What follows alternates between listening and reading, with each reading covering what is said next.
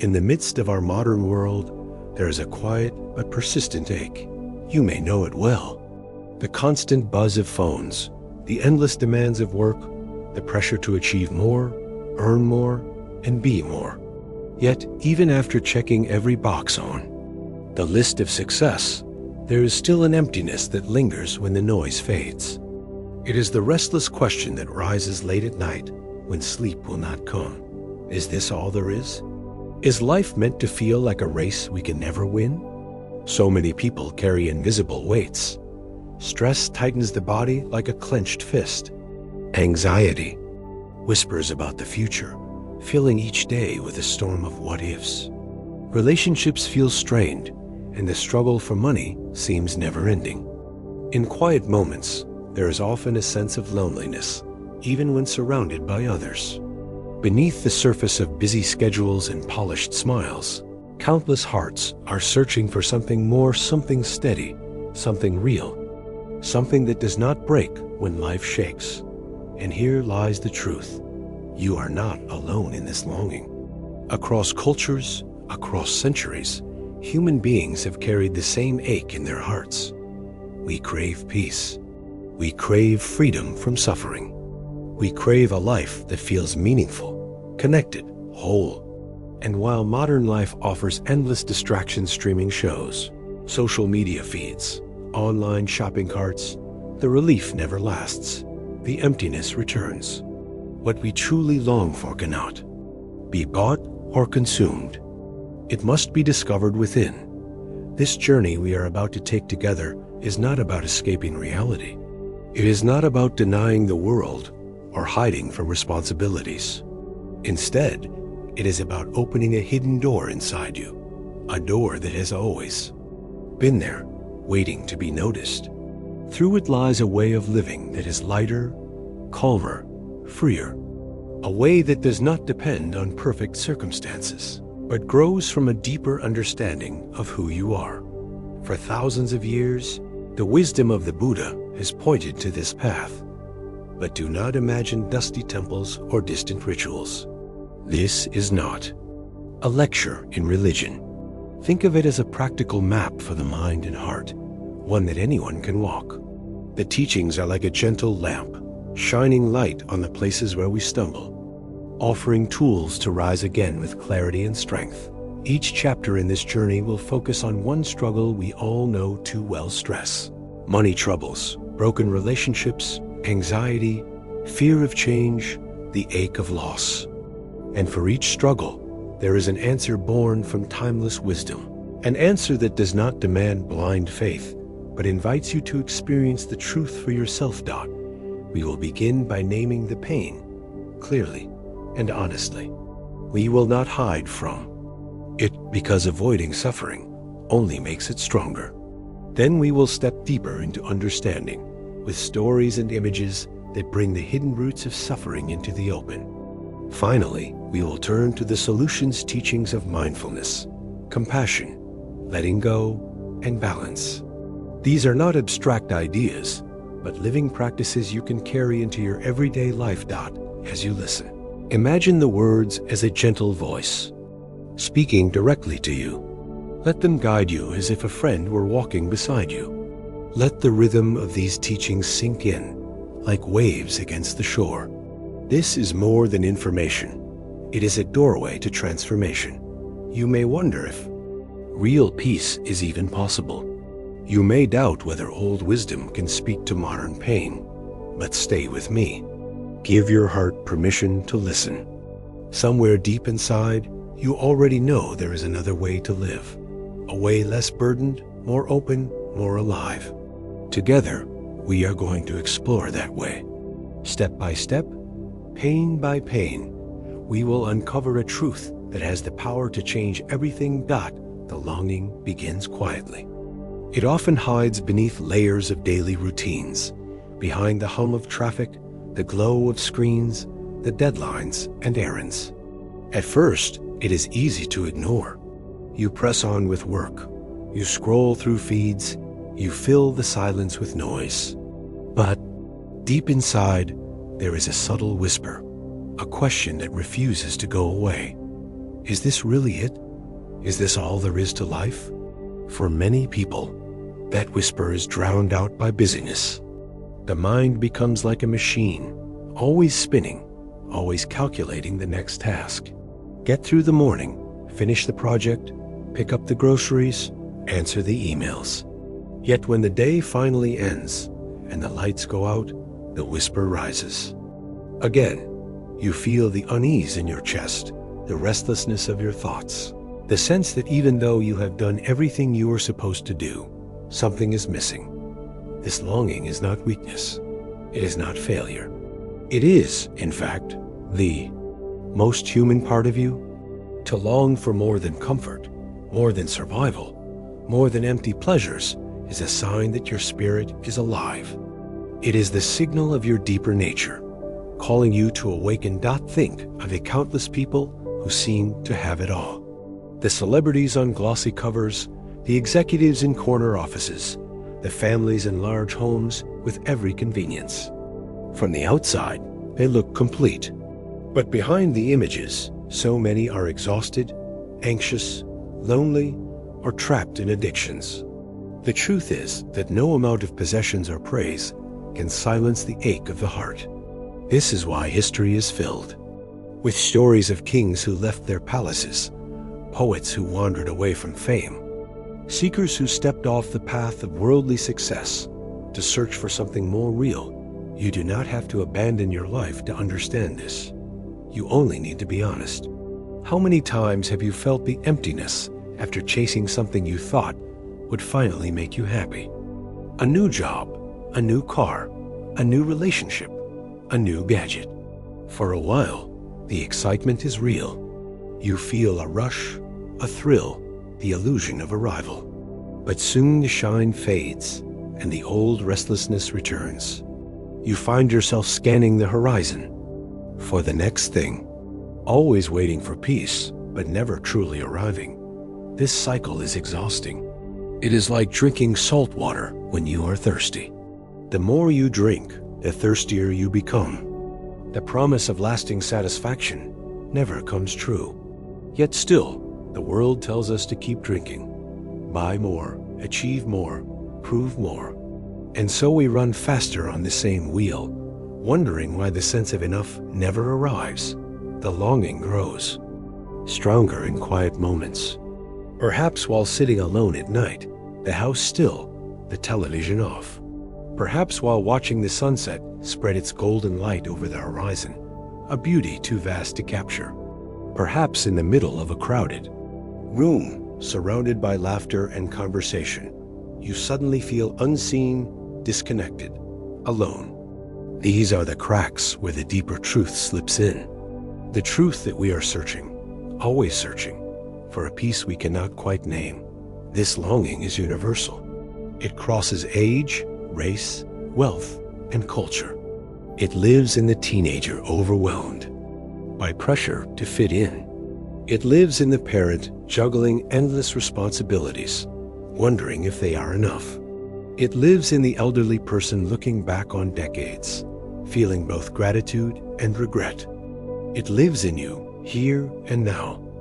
The question is, what do we do with this longing? Some try to bury it. They throw themselves into work, into distractions, into endless entertainment. Some numb it with substances, food, shopping, or other compulsions. Others let it turn into bitterness, complaining that life is unfair, that happiness belongs to someone else. But none of these paths bring relief. The longing remains like a seed underground, waiting for the right moment to break through the soil. There is another way. Instead of denying the longing, we can listen to it. Instead of treating it as a problem, we can see it as a teacher. This longing is not here to torment you. It is here to guide you. It is pointing toward a deeper peace that cannot be bought, earned, or taken away. A peace that already lives within you, waiting to be uncovered. Imagine standing at the edge of a vast forest. You cannot see the path inside, but you feel the pull. Something about the mystery, the depth, calls you forward. You hesitate, because the forest looks dark, uncertain. Yet you know, deep down, that what you seek cannot be found by staying where you are. The longing is the call to step forward, to begin the journey inward. This is where the wisdom of the Buddha speaks directly to our modern lives. Long before smartphones, traffic jams, and corporate ladders, he faced the same human question. Why do we suffer, and how can we be free? He saw clearly that the human heart, whether in a palace or a village, carries the same longing. And he discovered a path that leads not to escape, but to awakening. For now, you do not need to believe anything. You do not need to adopt foreign rituals or memorize doctrines. You only need to be open to the possibility that there is another way. A way that leads beyond endless craving and restless dissatisfaction. A way that leads to stillness, clarity, compassion, and joy. This first step begins by recognizing the longing in your own life. Where do you feel it most strongly? When do you sense that subtle ache, the feeling that something is missing? Perhaps it is in the rush of your daily routine. Perhaps in the quiet after an argument. Perhaps in the loneliness that creeps in after the party ends. Wherever you feel it, pause. Do not turn away. Listen. That longing is not your enemy. It is the doorway to your liberation. As we continue this journey, we will explore how this longing is not a weakness, but a sacred invitation. It is the start of transformation. By following it, by honoring it, you will begin to uncover the peace that has always been waiting inside you. And with each step, you will see more clearly that you are not broken, you are not behind, and you are not alone. You are exactly where you need to be to begin. The longing you feel is the spark. What comes next is the awakening. The awakening does not arrive like lightning. It does not crash into your life with thunder and fire. Instead, it begins like dawn. At first, the horizon is dark, the shapes unclear. Slowly, a faint light spreads, soft but steady. You notice details you could not see before. You begin to realize that the longing in your heart is not a curse, but a compass, pointing you toward a new direction. Yet, this direction can feel frightening. Most of us have been taught that happiness is something we must chase. From childhood, we are told, study hard, get good grades, earn money, find love, buy a house, retire in comfort. The path is laid out, step by step, like a ladder reaching for the sky. But what happens when you climb the ladder and discover it was leaning against the wrong wall? What happens when you check every box and the peace you were promised still does not come? This is where many people begin to despair. They believe they have failed. They think something must be wrong with them because everyone else seems satisfied. But the truth is different. The truth is that you are not broken. The truth is that the ladder itself was flawed. It was pointing toward a kind of happiness that can never last. The Buddha discovered this more than 2,000 years ago, but it feels just as relevant in today's world. He saw clearly that no amount of pleasure, status, or possession could end the restlessness of the human heart. He was not against joy or beauty. He simply recognized that clinging to them as the source of ultimate peace would always lead to disappointment. Pleasure fades. Praise turns to criticism. Possessions wear out. Youth becomes age. Health changes into illness. Life itself, no matter how tightly we hold it, eventually ends. This might sound heavy, but it is not meant to depress you. In fact, it is the key to freedom. Because when you see clearly that nothing outside of you can provide lasting peace, you stop chasing the impossible. You stop running in circles. You turn inward and you discover the peace that was always waiting. Consider the modern example of a professional who works endless hours at a demanding job. They earn promotions, bonuses, recognition. On the outside, they are admired, but inside, they feel hollow. They come home exhausted, disconnected from their family, unable to rest. The longing grows louder, yet they do not know how to answer it. One day they pause, they take a breath. They ask, "What am I really searching for?" That simple question cracks open the door to awakening.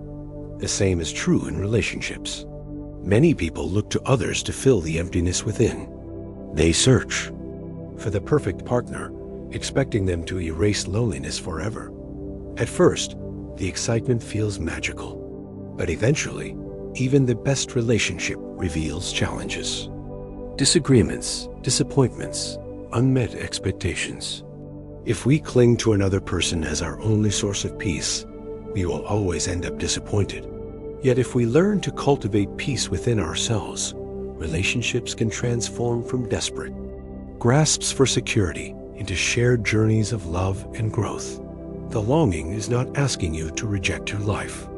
It is asking you to see it clearly, to notice the ways you have been running in circles, to admit the exhaustion of chasing peace in all the wrong places. Once you see this, a new possibility appears.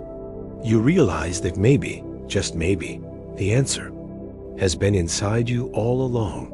Imagine a thirsty traveler wandering through a desert. They believe the only hope is to find a distant oasis. They walk for miles under the scorching sun, desperate for relief. But one day, in exhaustion, they collapse and touch the earth beneath them. To their shock, they discover water bubbling up just below the surface. The very thing they were searching for was closer than they ever imagined. This is the truth of your own longing. You do not have to run endlessly. You only need to stop, to turn inward, to uncover the well of peace. Within, this discovery is not instant. It takes patience, practice, and trust. But it begins with a single step, listening to your own heart without judgment. When you feel the ache of emptiness, instead of drowning it in distractions, sit with it. When you feel the restlessness of anxiety, instead of numbing it, breathe into it. When you feel the sting of loneliness, instead of running from it, allow yourself to feel it fully. These moments of honesty are the doorway. Buddhist teachings remind us that suffering is not an enemy to be destroyed, but a teacher to be understood. Your longing is one of those teachers. It shows you that the path of endless chasing will never satisfy. It points you toward a deeper way of living. And when you accept this, the journey begins. This journey is not about becoming someone else. It is not about adding layers of rituals or changing your identity. It is about peeling back what is false, letting go of what does not serve you, and resting in the truth of who you already are. The Buddha called this awakening, but you might simply call it coming home. Think of the moments in your life when you have touched glimpses of this home. Maybe it was standing by the ocean, the waves crashing against the shore, your heart suddenly quiet. Maybe it was holding a newborn child, feeling a love so pure it silenced every thought. Maybe it was walking in the woods, the sunlight filtering through the trees, and realizing for one breath that you are part of something vast and beautiful. These are not accidents, they are reminders. They show you what is possible when the noise of craving fades. The longing you feel is guiding you back to that place.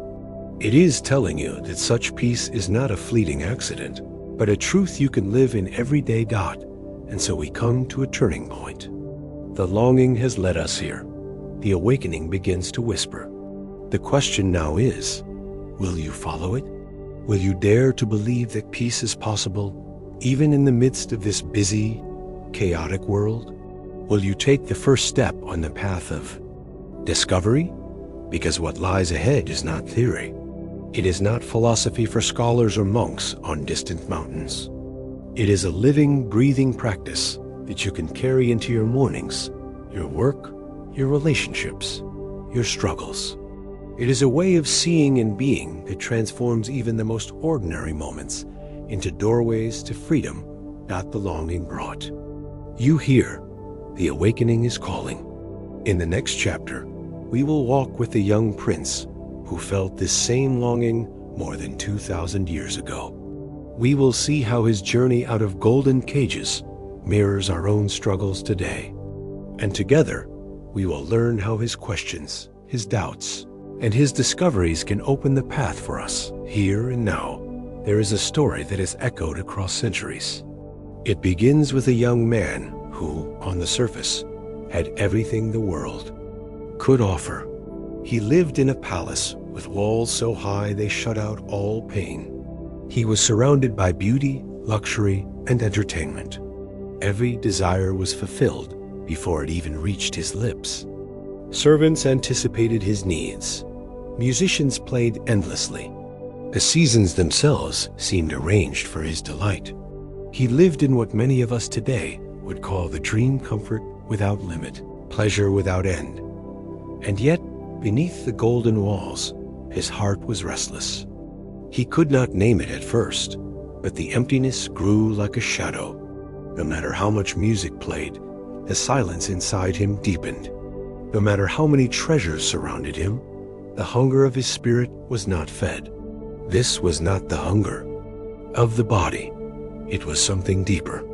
A longing, quiet but insistent, whispering that the life he knew was incomplete. That one day, his curiosity led him beyond the palace gates. What he saw changed everything.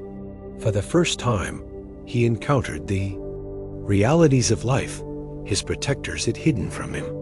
An old man, bent and frail, struggling to walk. A sick man, weakened by fever and pain. A funeral procession, the lifeless body carried by grieving family. And then, a wandering monk, whose eyes shone with calm despite owning nothing at all. Each sight struck him like lightning. Until that moment, he believed life was only pleasure, only youth, only abundance. Now he saw what no amount of denial could erase, that age, sickness, and death would come for everyone, even for him. His heart broke open with questions. If suffering is inescapable, what meaning does pleasure hold? If death comes for all, what truly matters? These questions burned in him. They were not abstract puzzles. They were raw, urgent, alive. He could not go back to the palace and pretend the world was whole again. The illusions had shattered. And once shattered, illusions cannot be repaired. What makes this story so timeless is that it is not only about a prince long ago. It is about us. We too live in golden cages of our own making. We fill our lives with comfort, with distraction, with entertainment designed to keep suffering out of sight. We scroll endlessly, binge shows, chase trends, buy things we do not need, all to silence the whisper of restlessness inside. For a while, it works. The palace walls hold. But eventually, reality breaks through. You may notice it when someone you love falls ill, and suddenly the fragility of life is undeniable. You may notice it when you look in the mirror and see the first signs of age, the reminder that time moves. No matter what. You may notice it when you lose a job, or a relationship ends, or someone you depended on is no longer there. These are the cracks in the golden cage. They reveal the truth we spend so much energy trying not to see. Life is uncertain, fragile, and beyond our control. At first, this truth can feel devastating. We resist it, deny it, rage against it. But like the prince, once you have seen it, you cannot unsee it. And in that moment of seeing clearly, something profound happens. The longing inside you gains a new shape. It is no longer just restlessness. It becomes a call to seek answers that go deeper than comfort. This is the spark of awakening. It is the moment when the chase for endless pleasure begins to feel empty, and the desire for truth rises in its place. Think of your own life. How often have you believed that if you could just get one more thing, then peace would come? One more promotion, one more vacation, one more possession. And when you got it, how long did the satisfaction last? Days? Weeks? Maybe months. Then the restlessness returned, and the chase began again. This is not failure. It is simply the nature of the golden cage. It offers comfort, but not freedom. The prince realized this. Surrounded by everything he was told would make him happy, he felt trapped. He began to see that his cage was not made of iron bars, but of illusions that wealth, youth, and pleasure could protect him from suffering. He saw those illusions for what they were: fragile, temporary, false. This realization is uncomfortable, but it is also liberating. Because when you see the illusions, you no longer have to serve them. You no longer have to spend your life chasing what cannot satisfy. You can begin to search for something real. The monk the prince encountered offered a glimpse of this reality. Here was a man who owned nothing, had no palace, no possessions, not even a family to lean on. And yet he radiated peace. His calm was not based on circumstances, but on something within. This image haunted the prince. It suggested that there was another path, a way of being free, even in a world full of suffering. Perhaps you have met someone like that in your own life. Person who, despite facing hardship, carries themselves with serenity. A person who listens deeply, who is kind without effort, who seems untouched by the chaos that rattles everyone else. Being near them feels like sitting in the shade on a scorching day. They remind you that peace is possible, not in some distant heaven, but here and now. That glimpse is powerful. It shows us that awakening is not just for saints or sages. It is for anyone willing to see through the illusions and ask deeper questions. This is where the story of the prince becomes the story of all of us. Each of us has golden cages. Each of us meets, at some point, the truths we try to avoid. Each of us feels the spark that says, there must be another way. What will you do with that spark? Will you cover it again with distractions, bury it beneath comfort and denial? Or will you nurture it, feed it, allow it to grow into a flame that guides you toward freedom? The prince chose the latter. He walked away from his palace, from the luxury and illusions, not out of rejection, but out of love for truth. He could not ignore the call of his longing. He could not settle for illusions once he had seen reality. His journey became the foundation of a path that has inspired millions for centuries. Your journey may not require leaving home or abandoning your life, but it does require courage. The courage to face reality as it is. The courage to admit that comfort alone is not enough. The courage to listen to the longing in your own heart and follow where it leads. This courage is the beginning of awakening.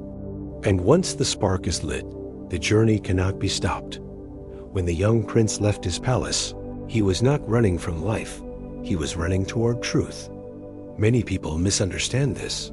They think he abandoned comfort because he despised it, or that he rejected pleasure because he was cold. But that is not the heart of his story. The truth is simpler and more powerful. He left because he loved life too much to accept illusions. He wanted to know if there was a way to live fully, to face suffering without fear, to discover peace that could not be stolen by time. That this decision may seem distant from our modern lives, but if you look closely, you will see its reflection in your own heart. Perhaps you too have reached moments when the old ways of living no longer satisfy.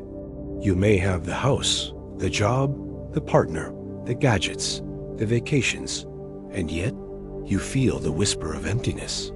You may have realized that no matter how much you collect, there will always be more to chase. And in that realization, you face the same choice the prince faced. Will you continue to decorate your golden cage, or will you step into the unknown in search of freedom? Stepping into the unknown does not always mean drastic external changes.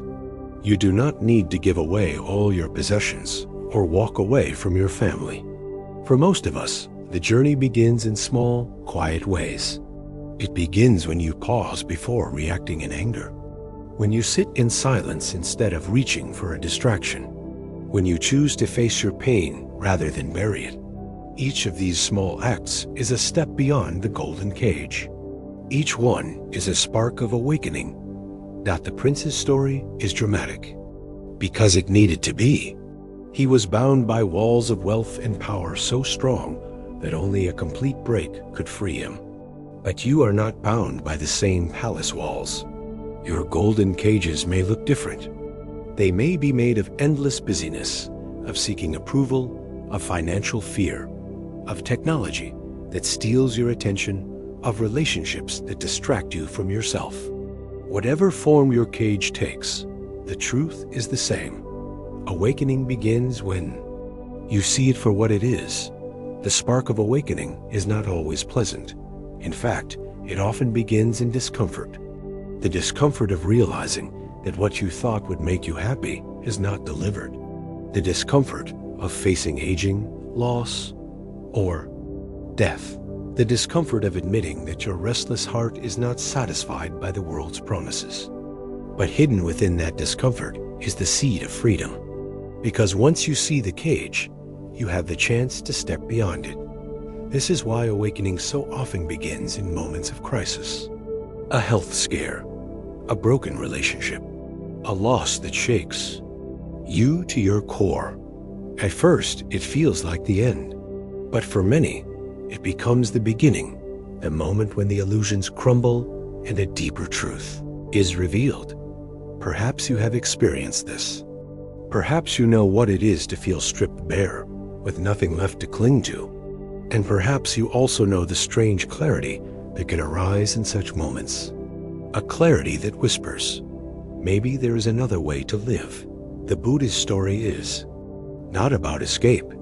It is about courage. The courage to look directly at life as it is, not as we wish it to be.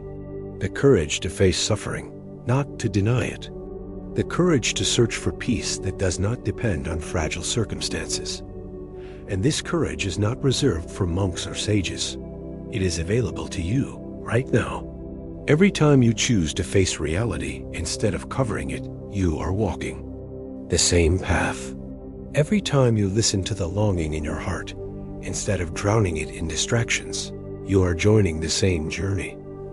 The spark of awakening is the recognition that the way you have been living is not enough. It is the refusal to keep pretending. It is the willingness to ask deeper questions. Who am I beyond my roles and possessions? What is the meaning of this fleeting life? How can I live in a way that brings peace not only to myself, but to others? These questions are not problems to be solved in a day. They are doors that open to a lifetime of discovery. And the beauty is that simply asking them begins to change you. Simply turning toward truth softens the grip of the golden cage. The prince's story continues. But for now, the lesson is clear. Awakening begins not in perfection, but in honesty.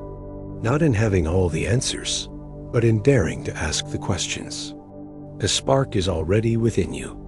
The longing you feel, the restlessness, the unease, that is the fire calling you to wake up. So let yourself feel it. Let yourself be curious. Let yourself wonder if there is more, because there is.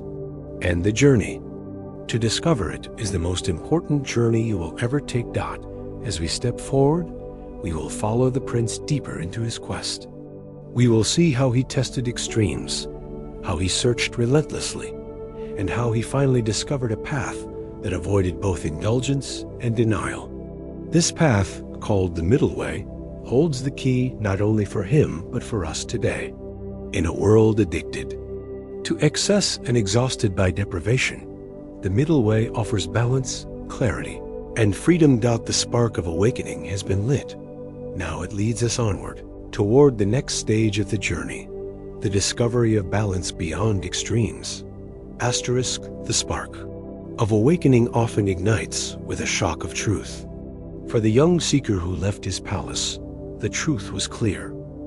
Pleasure and luxury could not protect him from suffering. But what followed was not instant peace. Instead, it was the beginning of a long, difficult journey. He was determined to find answers, and like so many of us, He thought the way forward must be through extremes. At first, he believed that the path to freedom lay in denial. If pleasure could not bring peace, perhaps the opposite, pain, would reveal the truth. And so he practiced severe self-denial. He gave up fine food and lived on scraps. He abandoned comfort and chose hardship. He pushed his body to its breaking point, believing that truth could be forced through suffering. He grew thin, frail, exhausted. His companions praised his discipline, calling him a holy man. But inside, he was no closer to peace. This is a mistake many of us make, though in different forms. We swing between extremes, believing happiness must lie on one end or the other. Some people chase indulgence. More food, more money, more status, more pleasure. Others chase denial. Endless discipline, relentless work, self-punishment, the belief that only sacrifice gives life meaning. But both paths, as the seeker discovered, lead to exhaustion. Indulgence leaves you empty. Denial leaves you broken. Neither brings the deep peace the heart longs for. One day, weakened nearly to death, the seeker sat by a river. A memory surfaced of his childhood, sitting beneath a rose apple tree, at peace without effort, filled with a simple, natural joy. That memory showed him something vital. Peace was not found in excess or deprivation. It was found in balance. Just as a lute string must be tuned, not too tight, not too loose, so must the path of life. If the string is too tight, it snaps. If too loose, it makes no sound. Only in harmony can the music play. This realization became the foundation of what he later called the middle way. Not indulgence, not denial, balance. The middle way is more than philosophy. It is a practical approach to life that speaks directly to our modern struggles. Think of how often we fall into extremes today. We overwork until burnout, then collapse into numb distraction. We diet harshly, then binge in secret. We strive for perfection, then give up in despair. The cycle repeats, leaving us exhausted. The middle way interrupts this cycle. It invites us to step off the swinging pendulum and find steadiness in the ASEAN. Center. This does not mean mediocrity. It does not mean settling for less. It means recognizing that true strength is not found in extremes, but in balance. The middle way honors the body, mind, and heart together. It allows joy without addiction, discipline without cruelty, compassion without weakness. Imagine a life guided by this principle. Instead of being pulled endlessly between too much and not enough, you begin to trust the quiet wisdom of balance. You eat not to punish or indulge, but to nourish. You work not to prove your worth, but to share your gifts. You rest not out of laziness, but to renew your energy for what matters most. In this way, the middle way turns ordinary choices into a path of peace. Modern culture makes balance difficult. We are told to always want more, achieve more, push harder. Or, in reaction, we are told to drop everything, reject ambition, and withdraw. But neither extreme is sustainable. Both lead to suffering. The middle way offers a third option: living fully in the world, but without being enslaved by it. The seeker's realization by the river is a reminder for all of us. Peace is not about running to extremes. It is about coming home to the center. That center is already within you. You know it when you feel calm yet alert, focused yet relaxed, strong yet gentle. You know it when your actions feel aligned with your deepest values, when your choices reflect both wisdom and compassion. This is the balance of the middle way. To walk this path, you do not need to change everything overnight. You only need to begin noticing where extremes rule your life. Where do you push too hard? Where do you collapse too easily? Where do you swing between craving and rejection?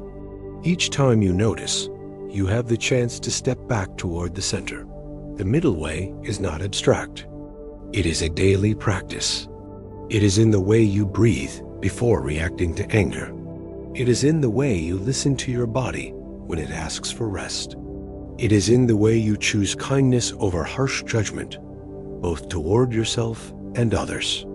These small moments, practiced over time, create a life that is steady, grounded, and free. For the seeker, this shift changed everything. With his body nourished again, his mind cleared, and his heart opened, he was finally able to discover the peace he had been chasing all along. Without the burden of extremes, he found clarity. Without the prison of illusions, he found freedom. This discovery was not only for him, it was for all of us. As you reflect on your own life, consider where the middle way might bring relief. Where are you stretched too thin, about to snap? Where have you gone slack, losing your sense of purpose? The invitation is not to judge yourself, but to gently tune the strings of your life. Too tight and you break, too loose and you drift. But tuned with care, your life can sing. The middle way is not glamorous. It will not promise instant results or dramatic highs, but it will give you something far greater: steadiness, a peace that endures, a freedom that is not stolen by change. And in a world of constant extremes, this balance is the true revolution. Balance is easy to speak of, yet difficult to practice. Our world does not reward moderation. It glorifies excess. Work longer hours, make more money, gather more followers, push harder, achieve faster. If you do not keep up, you feel left behind. On the other side, there are messages that tell you to give up, to withdraw, to reject ambition, to live as though nothing matters. Back and forth the pendulum swings, and the soul grows weary. This is why the middle way is so radical. It does not swing with the pendulum. It does not cling to one side or the other. It stands steady at the center, where peace is possible. Think of a tightrope walker.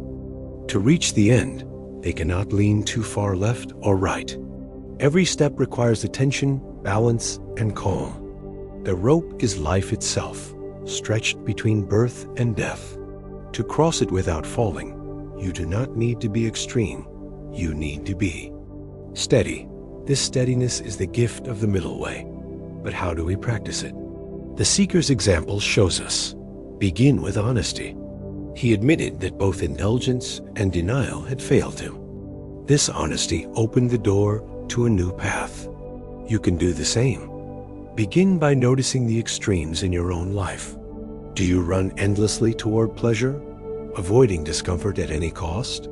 Or do you punish yourself with harshness, denying joy as if suffering alone makes you worthy? Wherever you see imbalance, pause. Ask, what would balance look like here? In eating, balance may mean enjoying food with gratitude, without using it to numb emotions or control your body. In work, balance may mean giving your best effort, but also knowing when to rest, when to say no, when to protect your health. In relationships, balance may mean loving fully without clinging, caring deeply without losing yourself. These are not abstract ideals, they are daily choices. Each choice is a step along the middle way. Balance also means accepting imperfection. The middle way is not about walking a perfect straight line without ever stumbling. It is about noticing when you lean too far and gently correcting yourself. If you overindulge, you do not condemn yourself. You return to balance. If you deny yourself too harshly, you do not despair. You return to balance. The path is not rigid. It is living, flexible, compassionate. This compassion is essential. Without it, balance turns into another form of punishment. The seeker discovered that peace is not forced, it is allowed. Like muddy water that clears when left undisturbed, the heart finds clarity when we stop swinging to extremes. The middle way is not about effort alone. It is about trust. Trust that balance is enough. Trust that peace can emerge when we stop stirring the waters of craving and denial. In our modern age, balance also means learning to live with awareness in the midst of noise. We are bombarded with messages that pull us off center. Advertisements scream, "You are not enough, buy this to fix it." Work culture whispers, "You are not enough, prove it with more hours." Even spiritual culture sometimes insists, "You are not enough, be purer, meditate harder, renounce more." The middle way answers all of them with a gentle, steady truth. You are already enough. Balance is not about proving your worth. It is about living with wisdom and compassion, moment by moment. Consider the image of a tree. Its branches reach upward toward the sky, catching light. Its roots sink deep into the earth, drawing nourishment. If it only reached upward, it would topple. If it only rooted downward, it would never grow. Its strength lies in both balanced, steady, alive. You too are like this tree. Your life needs both aspiration and grounding, both effort and rest, both giving and receiving. The middle way teaches you to honor both, without clinging to either. The seeker's discovery of balance changed the course of history. With his body nourished again, his mind alert, his heart open, he sat beneath a tree and resolved not to rise until he discovered the truth. And it was in this balance, neither starving nor indulging, neither forcing nor drifting, that he finally awakened. The peace he found was not a reward for extremes, but the fruit of harmony. And so it is with you. The freedom you seek will not come from running harder on the wheel of craving, nor from punishing yourself into worthiness. It will come from balance, from learning to live in the center, steady and open, with compassion for yourself and others. This does not mean life will be without challenge. Storms will come, winds will shake you, losses will test you. But when your life is rooted in balance, you will bend without breaking, sway without falling. You will discover a peace that no storm can destroy. The middle way is not distant. It is here, waiting for you in each choice, each breath, each step. It is not something you achieve once and for all. It is something you live, moment by moment, with honesty, compassion, and courage. As we leave this chapter, carry this truth with you. Extremes will always tempt you. The world will tell you to chase more, to prove more, to deny more, to punish more. But you now know another way. You know that peace lives in the center, where balance is found. Walk there, trust it. Let your life become the music of a string tuned just right. And as the story continues, we turn to the next great discovery, the nature of suffering itself. To walk the path of freedom, we must first understand why we suffer. Only then can we release its grip. This is the truth of the heart, the truth that transforms longing into liberation. Balance brings us closer to peace, but it is only the beginning. To truly walk the path of freedom, we must turn and face the question at the center of human life. Why do we suffer? This question is not meant to depress us. It is meant to liberate us.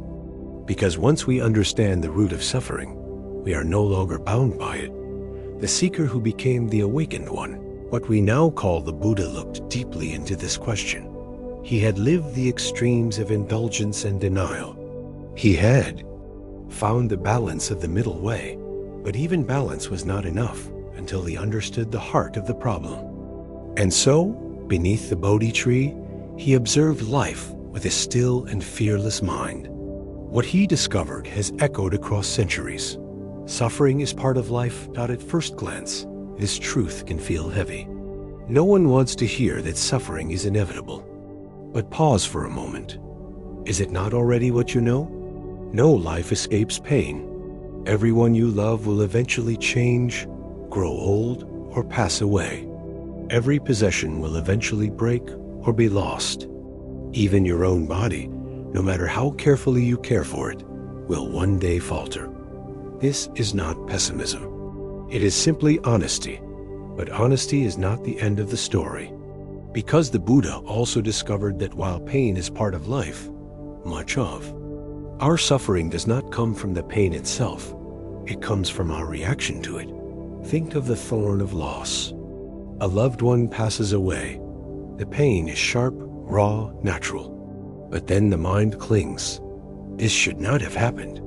I cannot live without them. Why did life betray me?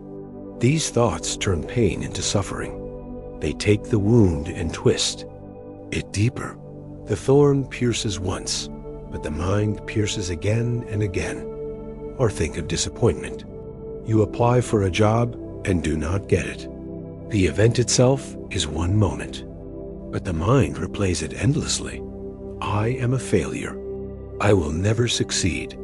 Others are better than me. The rejection happens once, but you relive it 100 times.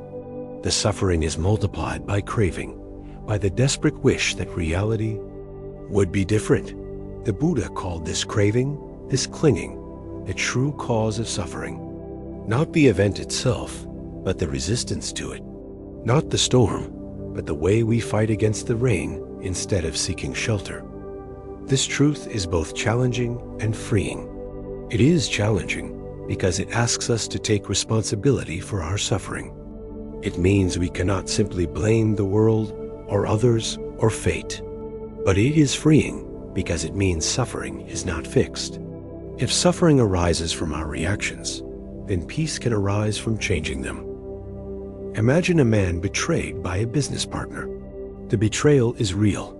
The loss of money and trust is painful. But years later, the man still tells the story with bitterness, still wakes up at night, consumed by anger.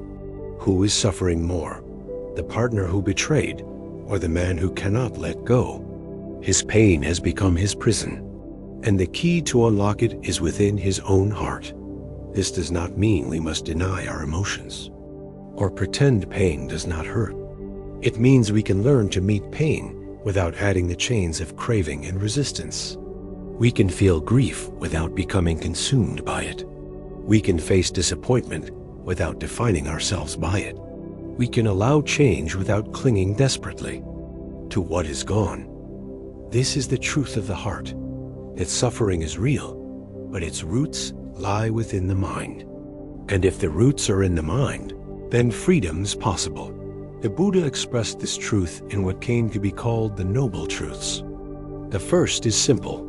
Life includes suffering. The second reveals its cause: craving, attachment, the refusal to let life be as it is. But he did not stop there. He also spoke of the third truth, that there is an end to suffering, and the fourth, that there is a path to that end. These truths are not abstract philosophy. They are practical maps. They invite you to look at your own life and see where suffering arises. They invite you to notice the moments when your clinging turns pain into torment, and to imagine what it would feel like to release that grip. Try this simple reflection. Think of something that troubles you now. Maybe it is a worry about the future. Maybe it is regret about the past. Notice how your mind spins stories around it. Stories that magnify the suffering. What if this happens? What if I had done differently? Why me? Now imagine, just for a moment, setting down those stories. The situation may still be painful, but do you feel the space that opens? That space is the beginning of freedom. In our modern world, we often believe suffering is proof that something is wrong with us. We think, if I were stronger, I would not feel this way. If I were smarter, I would have avoided this pain. But suffering is not a flaw. It is part of being human. The problem is not that we suffer. The problem is that we do not know how to meet suffering wisely. This is where the teachings of the Buddha offer a door. They do not erase life's challenges. They give us a way to face them without drowning. They teach us that peace is not found in controlling the world, but in transforming our relationship with it. Consider the image of a merchant, consumed by resentment over a betrayal, replaying it endlessly in his mind. A wise elder reminds him, your brother, the one you accuse, is living his life. He is free, but you are still chained to the past, who is truly imprisoned. The elder's words reveal the hidden truth. Suffering persists not because of what happened, but because of the grip we refuse to loosen. When you begin to see this in your own life, everything shifts. You realize that freedom is not somewhere far away. It is here, in this moment, in the way you choose to meet reality. Each time you release the demand for life to be different, you step into peace. This is not easy. The mind will resist. It will insist that happiness depends on controlling, fixing, clinging. But each time you practice letting go, even for a breath, you taste freedom. And once tasted, you will never forget it. The truth of the heart is simple, but profound. Suffering is real. Its roots are in craving. And because of this, freedom is possible. As we move deeper into this journey, we will discover not only why we suffer, but also how to walk the path that ends suffering. This path is not hidden in distant temples. It is in your breath, your thoughts, your choices. It is in the way you meet this very moment. To understand suffering is not to despair, but to awaken. The young seeker who became the Buddha saw clearly that life is impermanent, that pain is inevitable, and that clinging only deepens the wounds. Yet in that clarity, he discovered hope, a hope that comes not from the outside, but from within. Let us consider a modern example. Imagine a woman whose career has been her identity. She has worked tirelessly, believing that success will bring happiness. Yet despite accolades and promotions, she feels a gnawing emptiness. She realizes that her attachment to achievement has become a cage. Every success is fleeting, every setback magnified, every moment of rest shadowed by anxiety about the next goal. Her suffering does not come from failure. It comes from clinging to the illusion that permanence and control exist in a changing world. Now, imagine if she could see things differently.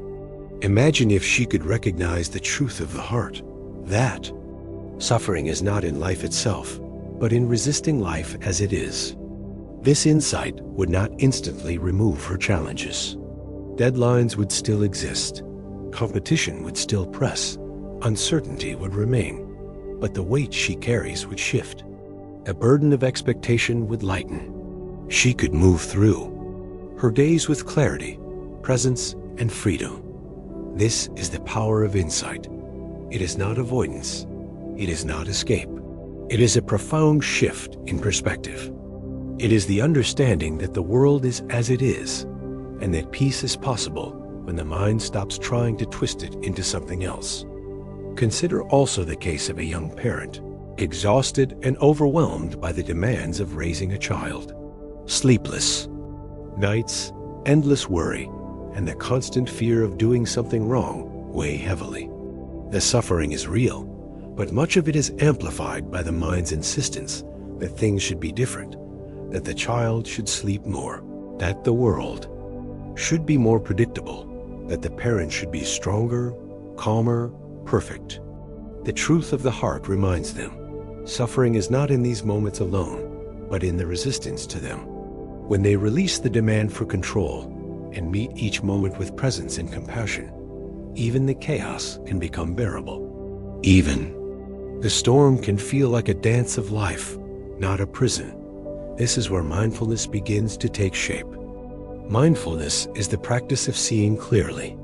It is the gentle act of noticing thoughts, emotions, and sensations without judgment. The mind will spin stories, the heart will resist. But by observing without clinging, we start to unravel the threads of suffering. We discover that the storm is not us. We are the sky in which the storm appears. The wind, the rain, the thunder they pass. And beneath them, the clear, open awareness remains. The Buddha taught that suffering has a cause, and with understanding, that cause can be released. The cravings, the attachments, the endless, I want this, I do not want that, all of these fuel the cycle. When we stop feeding them, when we notice them with clarity, their power diminishes. Like a fire left untended, it gradually dies out. What remains is calm, spacious, and free. A useful metaphor comes from the merchant who holds on to resentment. He replays betrayal in his mind, creating a prison of his own design. A wise elder points out that his perceived tormentor is living freely, while the merchant remains bound by memory and craving. The merchant's suffering is self-imposed. When he learns to release attachment, even the memory can exist without pain. The past does not vanish, but the chains around it do. In our modern context, this is immensely practical. When someone cuts you off in traffic, when a colleague criticizes you unfairly, when a friend fails to meet expectations, these events are fleeting. The suffering that arises is magnified by the mind's attachment. The should, as, and must that insist. The world conformed to desire. By practicing awareness and release, these moments no longer dictate the quality of your life. Understanding suffering also opens the door to compassion. When we see clearly that suffering is universal, that everyone carries burdens hidden beneath smiles and appearances, empathy naturally arises. We no longer react from anger or fear. We act from understanding. The child, the partner, the colleague, the stranger, they are all navigating their own storms. Recognizing this, we soften. We respond with care rather than judgment. And in that response, we find that peace and freedom are not only possible for us, but contagious to those around us. The seeker's own path demonstrates this. He faced his own suffering with clarity, courage, and compassion. He did not run. He did not rebel. He observed, he understood, and in that understanding, liberation was born. The same path is open to you, not because you must adopt rituals or beliefs, but because insight is available in every moment. Every breath, every thought, every encounter offers the chance to see clearly and release. One practical way to begin is simple but profound. When pain arises, notice it. Do not judge it. Observe the sensations, the thoughts, the emotions. Notice how the mind resists, how it craves, how it attaches. Then gently release. Let the moment be as it is. Allow space around it. In time, you will discover that the pain does not control you. The suffering can soften. The heart can open. Freedom is not abstracted, is real and accessible. This practice does not erase the storms of life. Loss, illness, disappointment, failure, they will still arrive, but the way you experience them transforms. Instead of being swept away by the currents, you float, anchored in the awareness that observes without clinging. The world may change, but your inner freedom remains. Modern life gives us endless distractions to avoid facing suffering. Social media, entertainment, work, shopping, they all promise to keep the ache at bay. And for a while, they work. But the longing returns. The unrest returns. The whisper grows louder. There is a deeper truth to be found. This is the same spark the young seeker felt beyond the golden cage. It calls to you still. The truth of the heart is simple. Suffering is universal. Its roots lie in attachment, and freedom is possible through insight. Once seen, this truth can transform the way you live. It does not demand perfection, only awareness. It does not require renunciation, only honest observation. It does not promise instant bliss, only a steady and enduring peace that grows with each moment of practice. The next step, which we will explore in the following section, is learning how to befriend the mind. For the heart to release suffering, the mind must be trained, not forced, not suppressed, not ignored. The practice of mindfulness and gentle observation turns the restless, grasping mind into an ally rather than a tyrant. It is the beginning of freedom lived in daily life, the unfolding of wisdom in action. Even when we understand the roots of suffering, the mind can remain a challenge. The heart may long for freedom, but the mind, the restless, chattering, demanding mind, often resists. The Buddha compared it to a monkey, jumping from branch to branch, never still, never satisfied. One moment it worries about the future, the next it regrets the past. It swings through endless thoughts, fears, plans, and fantasies, as if the mind itself were trying to pull us off the path. Modern life magnifies this tendency. Notifications ping endlessly. Emails arrive while we are still writing replies to the last. The news constantly reminds us of threats, disasters, and injustices. Social media scrolls never end. Even in moments of rest, the mind spins. Anxiety whispers about tomorrow. Memories replay yesterday, and we are trapped in a loop. It is no wonder that we feel exhausted, restless, or overwhelmed. And yet, the key to liberation is not to stop the mind. That is impossible. The mind will always think, worry, and plan. The key is to meet it with gentleness, to befriend it rather than fight it, to notice it rather than judge it, to anchor awareness rather than chase or suppress thoughts. This is the essence of mindfulness. The young seeker discovered this through practice. After leaving the extremes of indulgence and denial and walking the middle way, he realized that insight alone was not enough. He needed to observe his own mind with care, to understand its tendencies, and to cultivate peace from within. And so he sat beneath the Bodhi tree, breathing, noticing, watching, allowing each thought and feeling to arise and pass without clinging. Imagine yourself in the same position. You sit quietly, feet on the ground, spine erect but relaxed, eyes softly closed or half open. You notice your breath, simple and steady. Inhale, exhale, inhale, exhale. The breath is not a tool to control the mind. It is a home to return to. Again and again, when the mind wanders, the mind will wander. This is inevitable. Thoughts will arrive, emotions will stir, memories will flare. And each time you notice this, you gently return to the breath. You do not scold the mind. You do not try to erase thoughts. You simply observe them, like clouds, passing in the sky. Some are dark, stormy clouds. Some are light and fleeting. All come and go. And beneath them, the vast open sky of awareness remains unchanged. This practice may seem simple, but it is profound. Each return to the breath is a choice to meet your own mind with kindness. Each observation without judgment weakens the grip of suffering. Each moment of gentle attention strengthens the heart's capacity for peace. Over time, you discover that the mind is not your enemy. It is a companion, a teacher, a mirror reflecting the patterns that create your suffering. Consider a modern professional overwhelmed by deadlines and constant interruptions. They sit for 5 minutes, closing the door, breathing, observing their racing thoughts. Anxiety arises. Frustration arises. The mind wants to plan every next step, to control outcomes. And yet, through mindful observation, the professional notices the patterns without being pulled into them.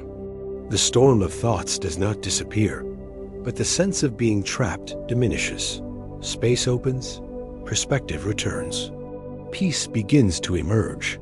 The Buddha's practice was not about achieving perfect stillness. It was about cultivating the ability to return to awareness, moment after moment. Each breath, each observation, each gentle return is a victory. It is the small, consistent work that transforms the restless mind into a source of clarity and calm. In our modern world, it is tempting to believe that more activity or distraction will bring relief. We seek solutions in apps, productivity hacks, or constant busyness. But the mind's restlessness is not solved through doing more. It is transformed through being more present. The practice is not a task to complete. but a life to embody. This embodiment is subtle. You may notice that, after a few days of practice, the constant chatter of the mind begins to soften.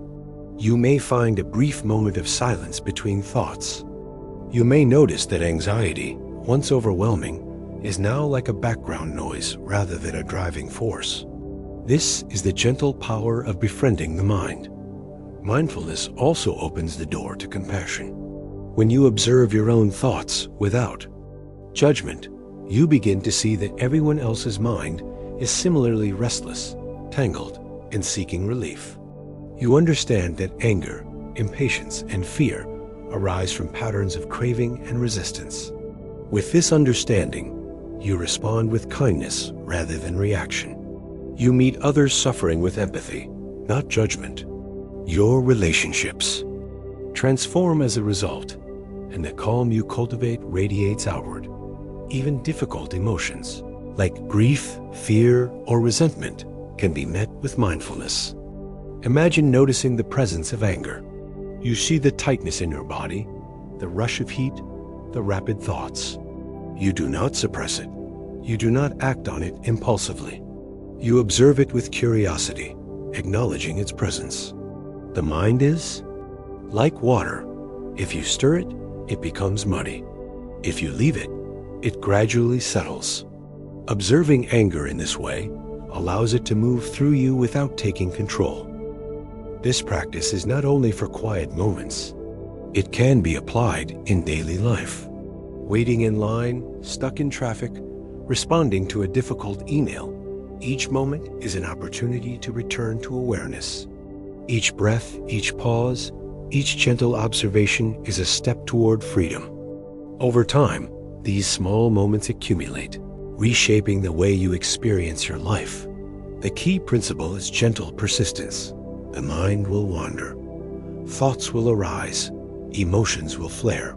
You will stumble. And each time, the practice calls you back to awareness.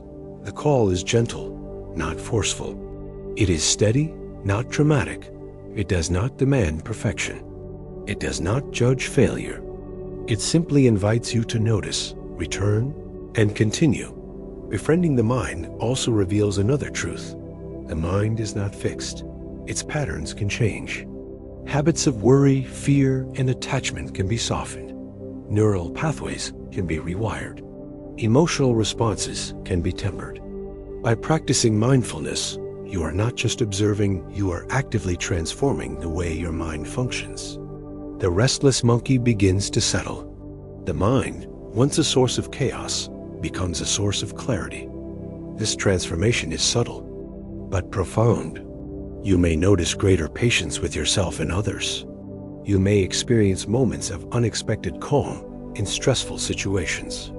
You may feel more connected to the present, rather than being lost in thoughts of the past or future.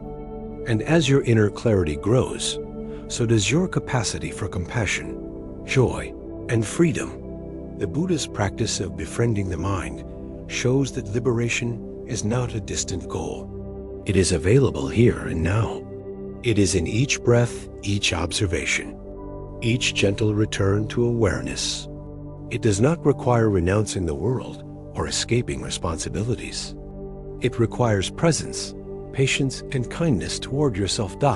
In the next section, we will explore how the heart itself can be trained, not only through observation of the mind, but through the cultivation of loving kindness. This is the next step, extending the inner freedom you discover to the world around you, transforming relationships, communities, and the very experience of life itself. As the mind begins to calm, the heart begins to open. Mindfulness alone is powerful, but its full potential emerges when combined with compassion. The Buddha discovered that peace is not only an inner experience, it also flows outward. When we befriend our own mind, we create the space to befriend the minds of others. This is where the practice of loving kindness begins. Imagine a modern scene. A coworker lashes out, their tone harsh, their words cutting. The old pattern might be to respond in kind, to harbor resentment, or to replay the incident in your mind. long after it occurs. But when the mind is trained in gentle awareness, there is a pause. You notice the anger arising, not as your enemy, but as a passing cloud in the sky of your awareness. You recognize that the coworker, too, is caught in their own suffering, acting from fear, frustration, or misunderstanding. You have a choice: react or respond with calm and compassion. Loving kindness or metta is the intentional cultivation of goodwill toward oneself and others. It begins with the self. You repeat silently, "May I be safe, may I be happy, may I be free from suffering." At first, these words may feel awkward, even impossible.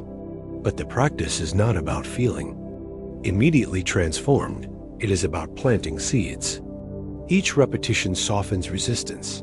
Each moment of focus loosens the tight grip of judgment and fear. Once the heart can extend kindness to the self, it can extend outward. To a loved one, may you be safe, may you be happy, may you be free from suffering.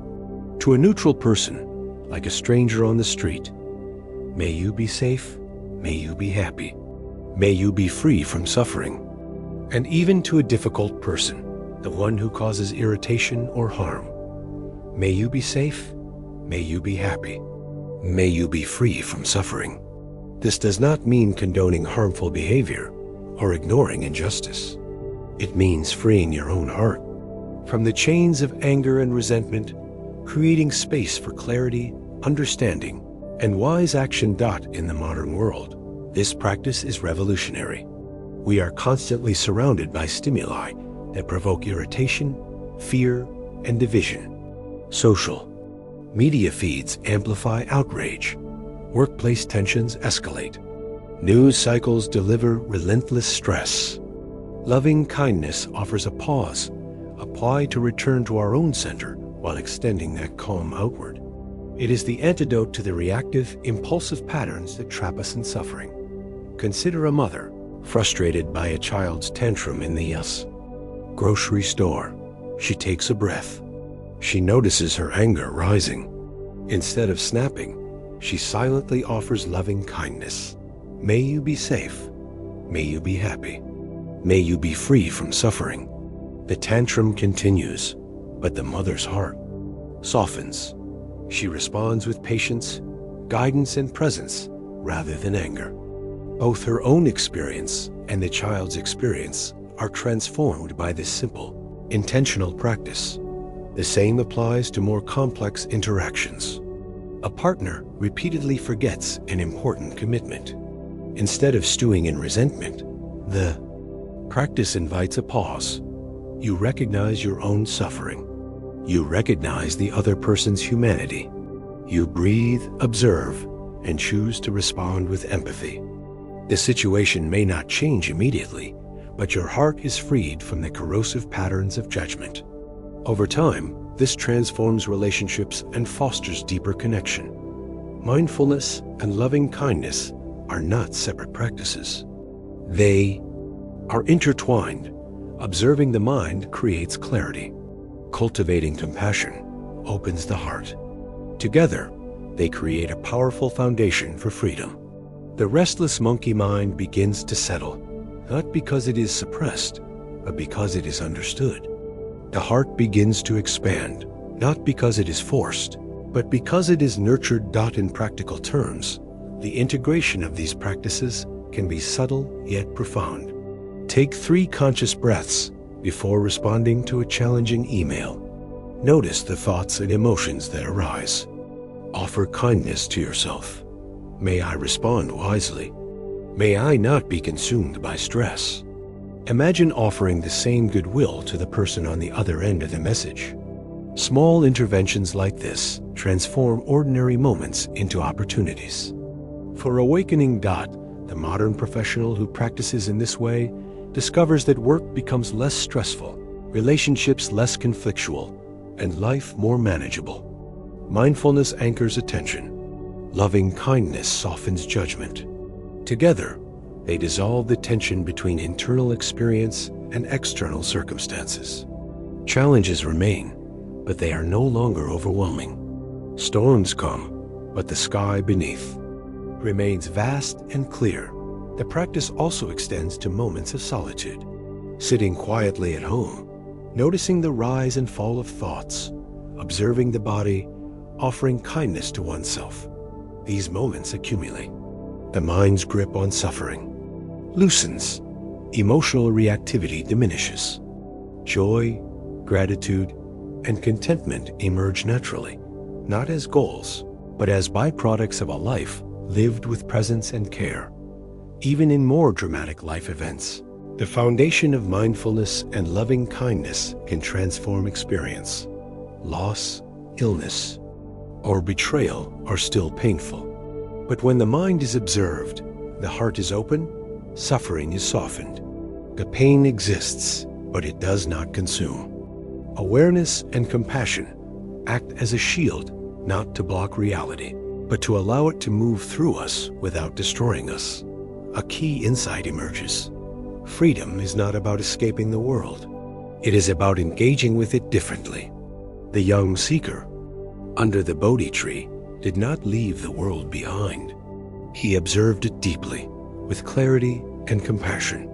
He faced suffering, fear, and uncertainty head-on. And in doing so, he discovered that liberation is available in the midst of life, not in its avoidance. This is the essence of befriending the mind. It is not passive. It is active, gentle, continuous. Each moment of awareness, each pause of observation, each seed of loving kindness is a step on the path. Over time, these steps accumulate, creating an inner landscape that is resilient, calm, and free. The practical takeaway is simple, though it requires dedication. Notice your mind, return to the present, offer kindness to yourself, extend kindness to others. Do this consistently, moment by moment. Do not judge your progress. Do not seek perfection. The transformation occurs quietly, subtly, inevitably by cultivating mindfulness and loving kindness. You prepare the ground for deeper insights. The restless mind becomes a source of clarity. The open heart becomes a source of warmth. Together, they create the conditions for true freedom, the freedom to experience life fully without being bound by craving, resistance, or judgment. And so the journey continues. From the golden cages of illusion through extremes of indulgence and denial along the middle way and into the practice of mindfulness and loving kindness, the path unfolds. Each step reveals more of the peace that is always available. Each breath, each moment, each act of compassion draws you closer to the heart of liberation. In the next section, we will explore impermanence and the art of letting go the dance, of change that liberates the heart and transforms suffering into acceptance. Understanding impermanence is the next critical step in the journey, allowing the insights of mindfulness and loving kindness to mature into lasting freedom. The mind, once restless, begins to settle through mindfulness. The heart, once closed, begins to open through loving kindness. These two practices, observing the mind and cultivating goodwill, are the twin keys to a profound freedom. Yet, many people underestimate the power of the heart. We often think that compassion is a luxury, something we offer when we have time or when it is convenient. But the heart is not a decoration. It is the central force that transforms suffering into peace. Imagine a modern professional constantly frustrated by a critical colleague. At first, every interaction sparks irritation, judgment, and resentment. The mind rehearses every slight, every mistake, over and over. Stress accumulates. Sleep is restless. Joy is scarce. And then, a small shift occurs. Instead of reacting in the usual way, the professional pauses, takes a breath, and silently offers goodwill. May this person be safe. May they be happy. May they be free from suffering. At first, it feels strange, almost mechanical. But over time, a remarkable thing happens. The tightness in the chest loosens. The irritation fades. The colleague's actions no longer dominate the inner landscape. Peace emerges, not because the external situation changed, but because the heart has changed. This is the art of loving kindness, or metta. It is not sentimentality. It is not weakness. It is the cultivation of unconditional goodwill toward oneself and others. It begins inward, with the recognition of your own humanity, your own struggles, your own longing for peace. May I be safe. May I be happy. May I be free from suffering. These words are not magic. They are reminders of what you already need to know. They anchor the heart in compassion, setting the stage for all other relationships. Once the heart is trained toward oneself, it naturally extends outward.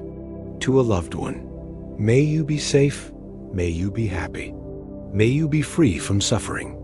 To a neutral person, like the barista who hands you coffee in a rush, may you be safe, may you be happy, may you be free from suffering.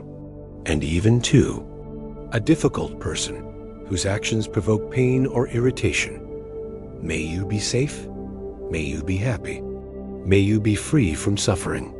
This practice does not condone harmful behavior, nor does it excuse injustice. It simply frees the heart from being enslaved by anger, fear, or resentment. Consider the power of this practice in a family context. A teenager argues with a parent. Words are sharp, emotions flare. In the old pattern, anger escalates. In the practice of loving kindness, both parties pause. They notice their reactions, acknowledge their feelings, and silently wish each other well. The argument does not disappear, but the interaction shifts from a battlefield to a dialogue. The heart, once closed by fear and frustration, opens to understanding.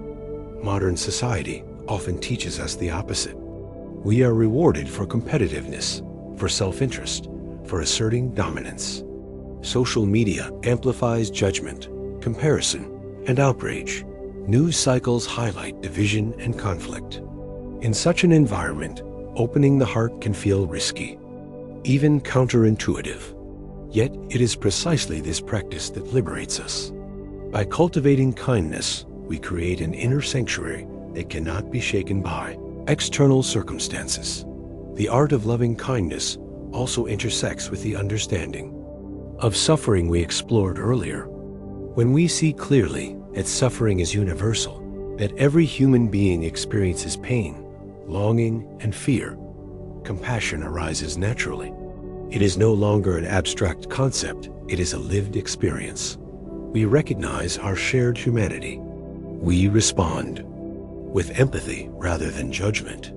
And in doing so, we transform not only our own suffering, but the suffering of others. Imagine a community meeting where tensions are high.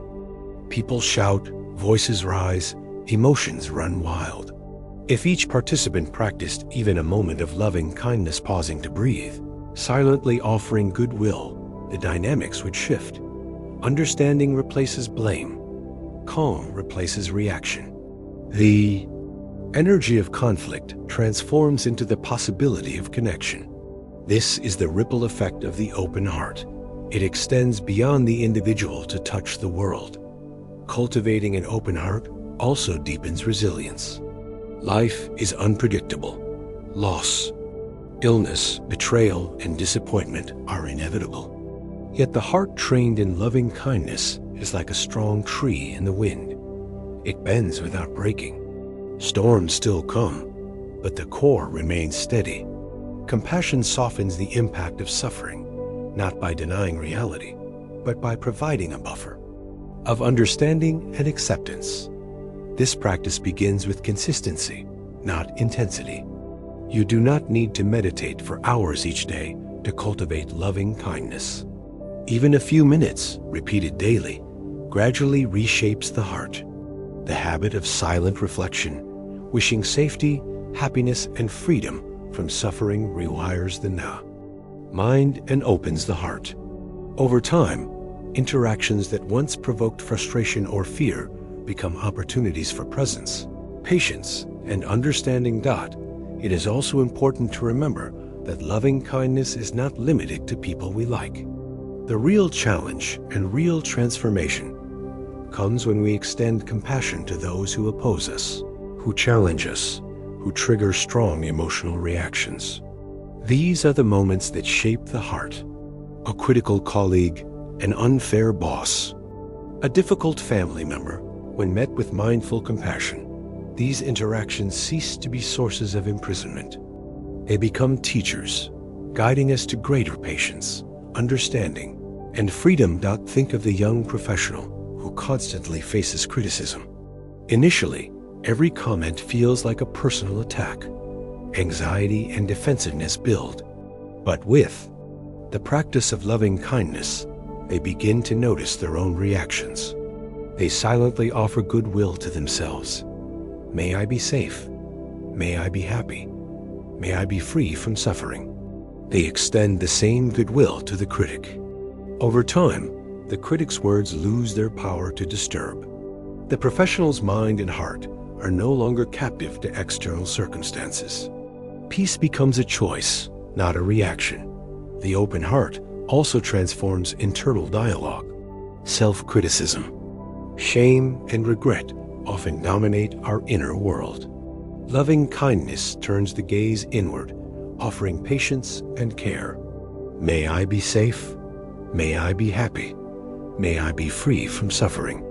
Repeating these words softens the harshness of self-judgment.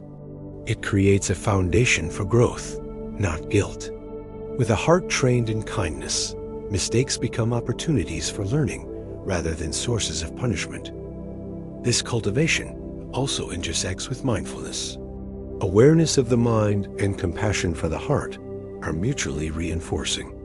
When we notice thoughts and emotions as they arise, we create the space to respond with kindness.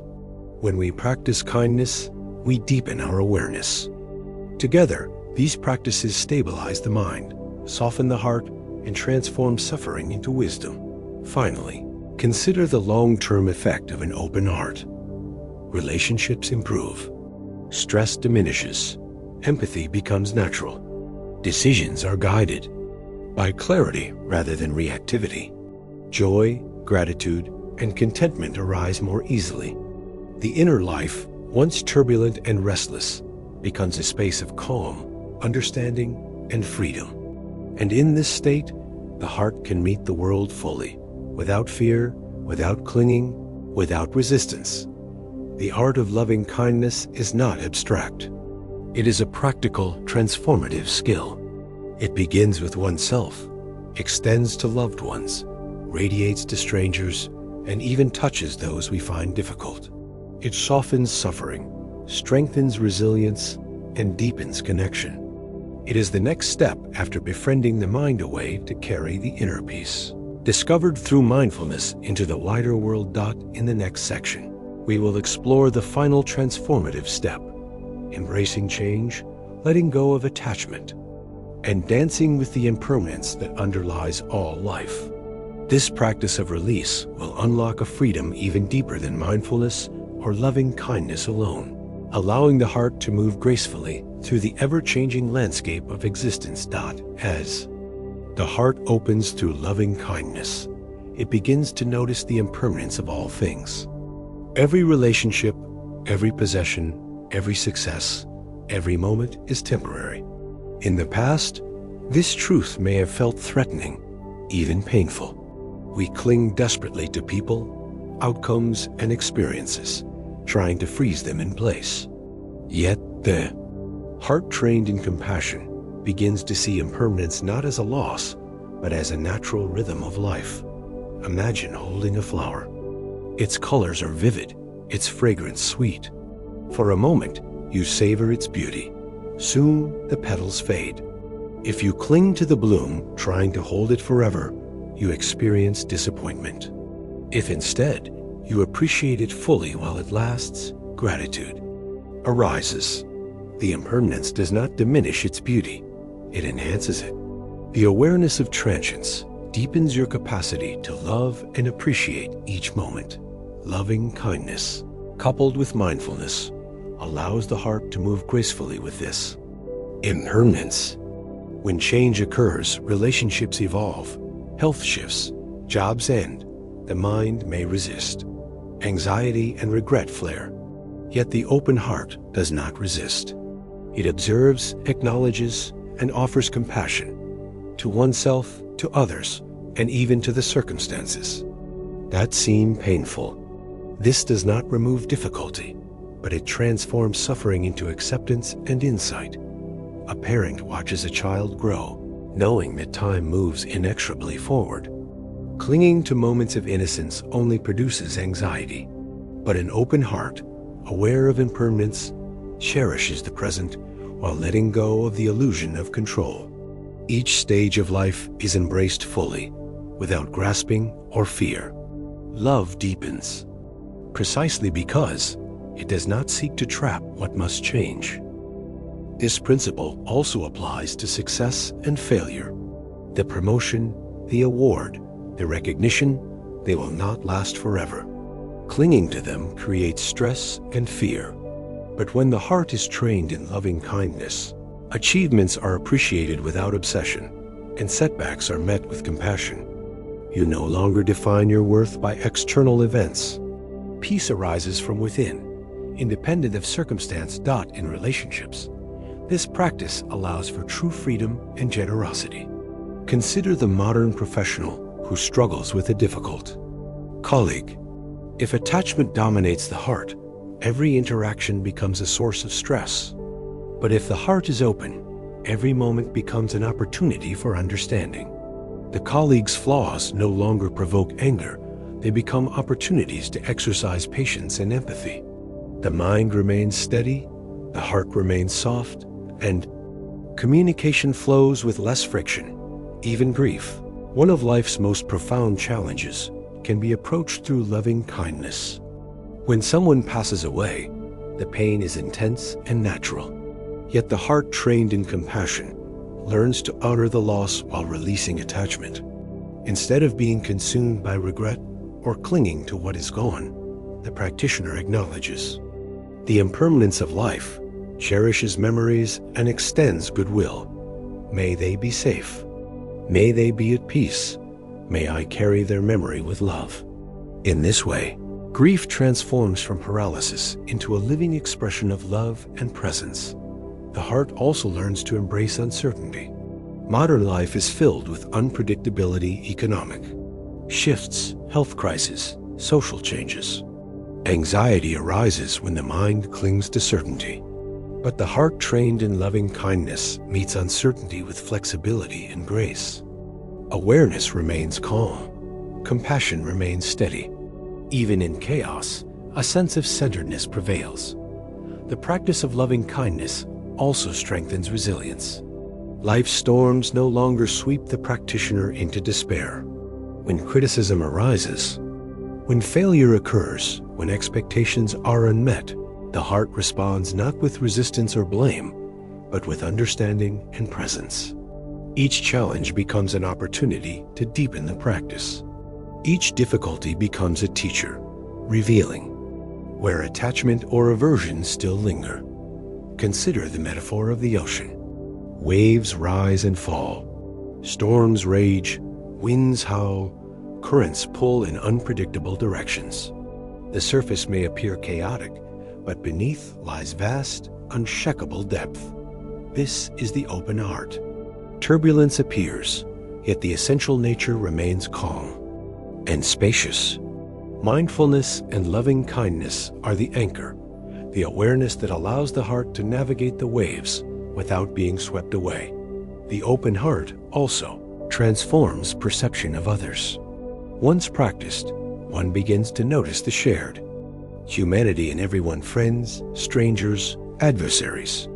Each person is navigating their own challenges, suffering their own hidden pains. Hatred is replaced with understanding. Anger softens into empathy. Compassion expands naturally, not forced, not rehearsed. Relationships evolve. Conflicts diminish. And the sense of isolation fades. Daily life offers endless opportunities for cultivating this heart. A commuter on a crowded train can silently offer goodwill to those around them. A parent can breathe before responding to a child's frustration. A professional can pause before reacting to criticism. Even in moments of inconvenience, irritation, or discomfort, the open heart allows presence, steadiness, and clarity to guide response. This is not a quick fix. The cultivation of an open heart requires patience, consistency, and courage. There will be days when resentment rises easily, when judgment dominates, when the mind forgets kindness. The practice calls for gentle return, without self-condemnation. Each time you notice the shift, pause, and realign, you strengthen the heart's capacity for love and wisdom. Over time, the effects are profound. Inner tension diminishes. Emotional reactivity softens. Joy and contentment arise naturally. Decisions become grounded in clarity rather than impulse. Interactions with others become more harmonious. Even the awareness of impermanence ceases to provoke fear, becoming instead a guide for appreciation, gratitude, and presence. The open heart is not naive. It does not ignore challenges or hardship. It does not erase conflict or loss. Instead, it transforms them. Pain is still felt, but it is softened. Difficulties are faced, but without the destructive grip of anger, fear, or attachment. The heart moves through life like a river flowing around rocks, yielding where necessary, persistent where needed, always moving forward. Always present. In the modern context, this practice is revolutionary. We are surrounded by stress, distraction, and conflict. Yet by cultivating an open heart, we create a sanctuary within. The world may be chaotic, but the heart remains anchored. This anchoring does not remove responsibility or engagement. It enhances them. A mind and heart aligned in clarity and compassion navigate challenges effectively, act wisely, and influence others positively. The art of loving kindness completes the integration of mindfulness with the heart. Mindfulness settles the mind. Loving kindness softens and expands the heart. Together, they form the foundation for the next stages of awakening. Embracing impermanence, releasing attachment, and resting in awareness. As this chapter closes, remember, each act of compassion toward self and others is a step on the path of liberation. Each moment of awareness, each breath, each intention plants seeds of freedom. Over time, these seeds grow into resilience, clarity, joy, and peace. The heart opens, the mind settles, and the path to liberation becomes tangible in daily life. The next section will guide us into embracing change, the impermanence of all things, and the art of letting go. Here, we learn that freedom is not in holding on, but in dancing gracefully with the flow of life, transforming even the most challenging circumstances into opportunities for insight. Presence and liberation. Change is the only constant. This is not a cliché. It is the foundation of reality. Everything moves, shifts, and evolves. Our bodies age.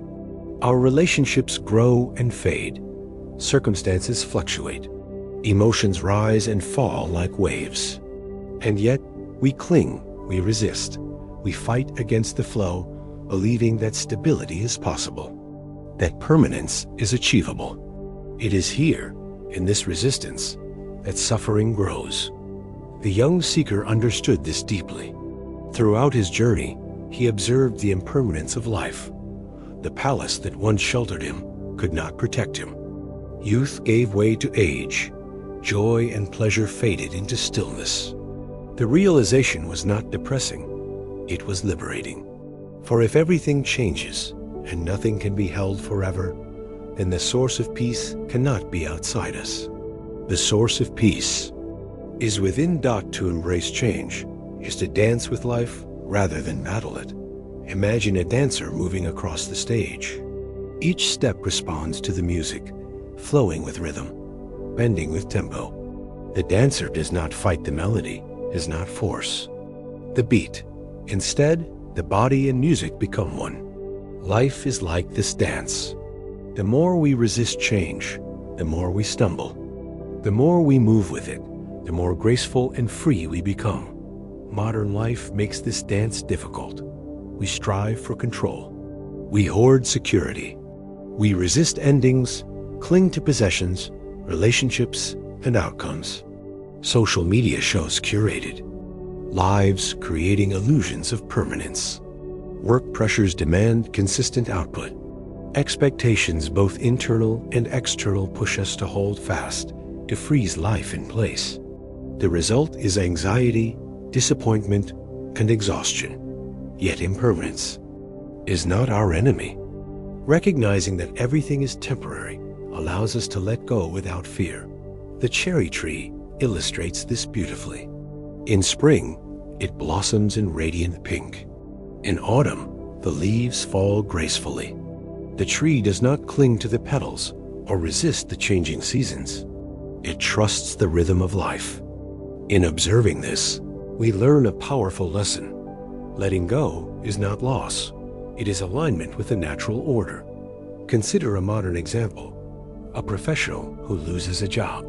Initially, panic arises, grief surfaces, fear dominates. The mind resists. This should not have happened. I deserve stability. This is unfair. The suffering intensifies. But when the heart practices letting go, the story changes. The loss is acknowledged. Emotions are felt fully. Yet the practitioner does not grasp at what is gone. The mind rests in awareness. New opportunities can be seen.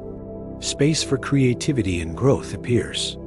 Change, once threatening, becomes a doorway to freedom. This practice is not denial. It is not suppression. It is not resignation. It is active engagement with reality as it is. We feel loss, disappointment, and fear, but we do not allow them to imprison us. The dance of letting go transforms every challenge into a chance for insight, presence, and resilience. The art of letting go also applies to relationships. People change. Friends drift apart. Lovers separate. Family members age or pass away. Clinging to the way things were only deepens suffering. But when we practice mindful release, we cherish the present, honor the connection, and allow life to flow naturally. Love remains, but without possession. Compassion deepens. Peace grows. A parent watching a child grow provides another example. The child's independence increases each year. The parent may resist, longing to hold them close to preserve childhood. Yet by embracing impermanence, the parent experiences love without clinging. The joy of the present is maximized. Worries about the future are tempered. Each stage is appreciated fully, without grasping, without fear. Even in personal habits and desires, letting go is transformative. We cling to old patterns, routines, and identities. We resist change in ourselves, fearing discomfort or loss. Yet transformation requires release. By observing habits, thoughts, and emotions with mindfulness, we gradually let go of what no longer serves us. Old grudges, unnecessary fears, self-critical patterns dissolve. In their place, space arises, space for clarity, creativity, and growth. Consider the metaphor of the river. Water flows continuously. Rocks and debris appear, creating temporary obstacles. The river does not resist. It moves around, over, and through, following the path of least resistance. Like the river, our inner life can flow around challenges rather than being blocked by them. The art of letting go is learning to move with life's currents, not against them. Modern culture often teaches resistance. We are conditioned to hold, to accumulate, to control.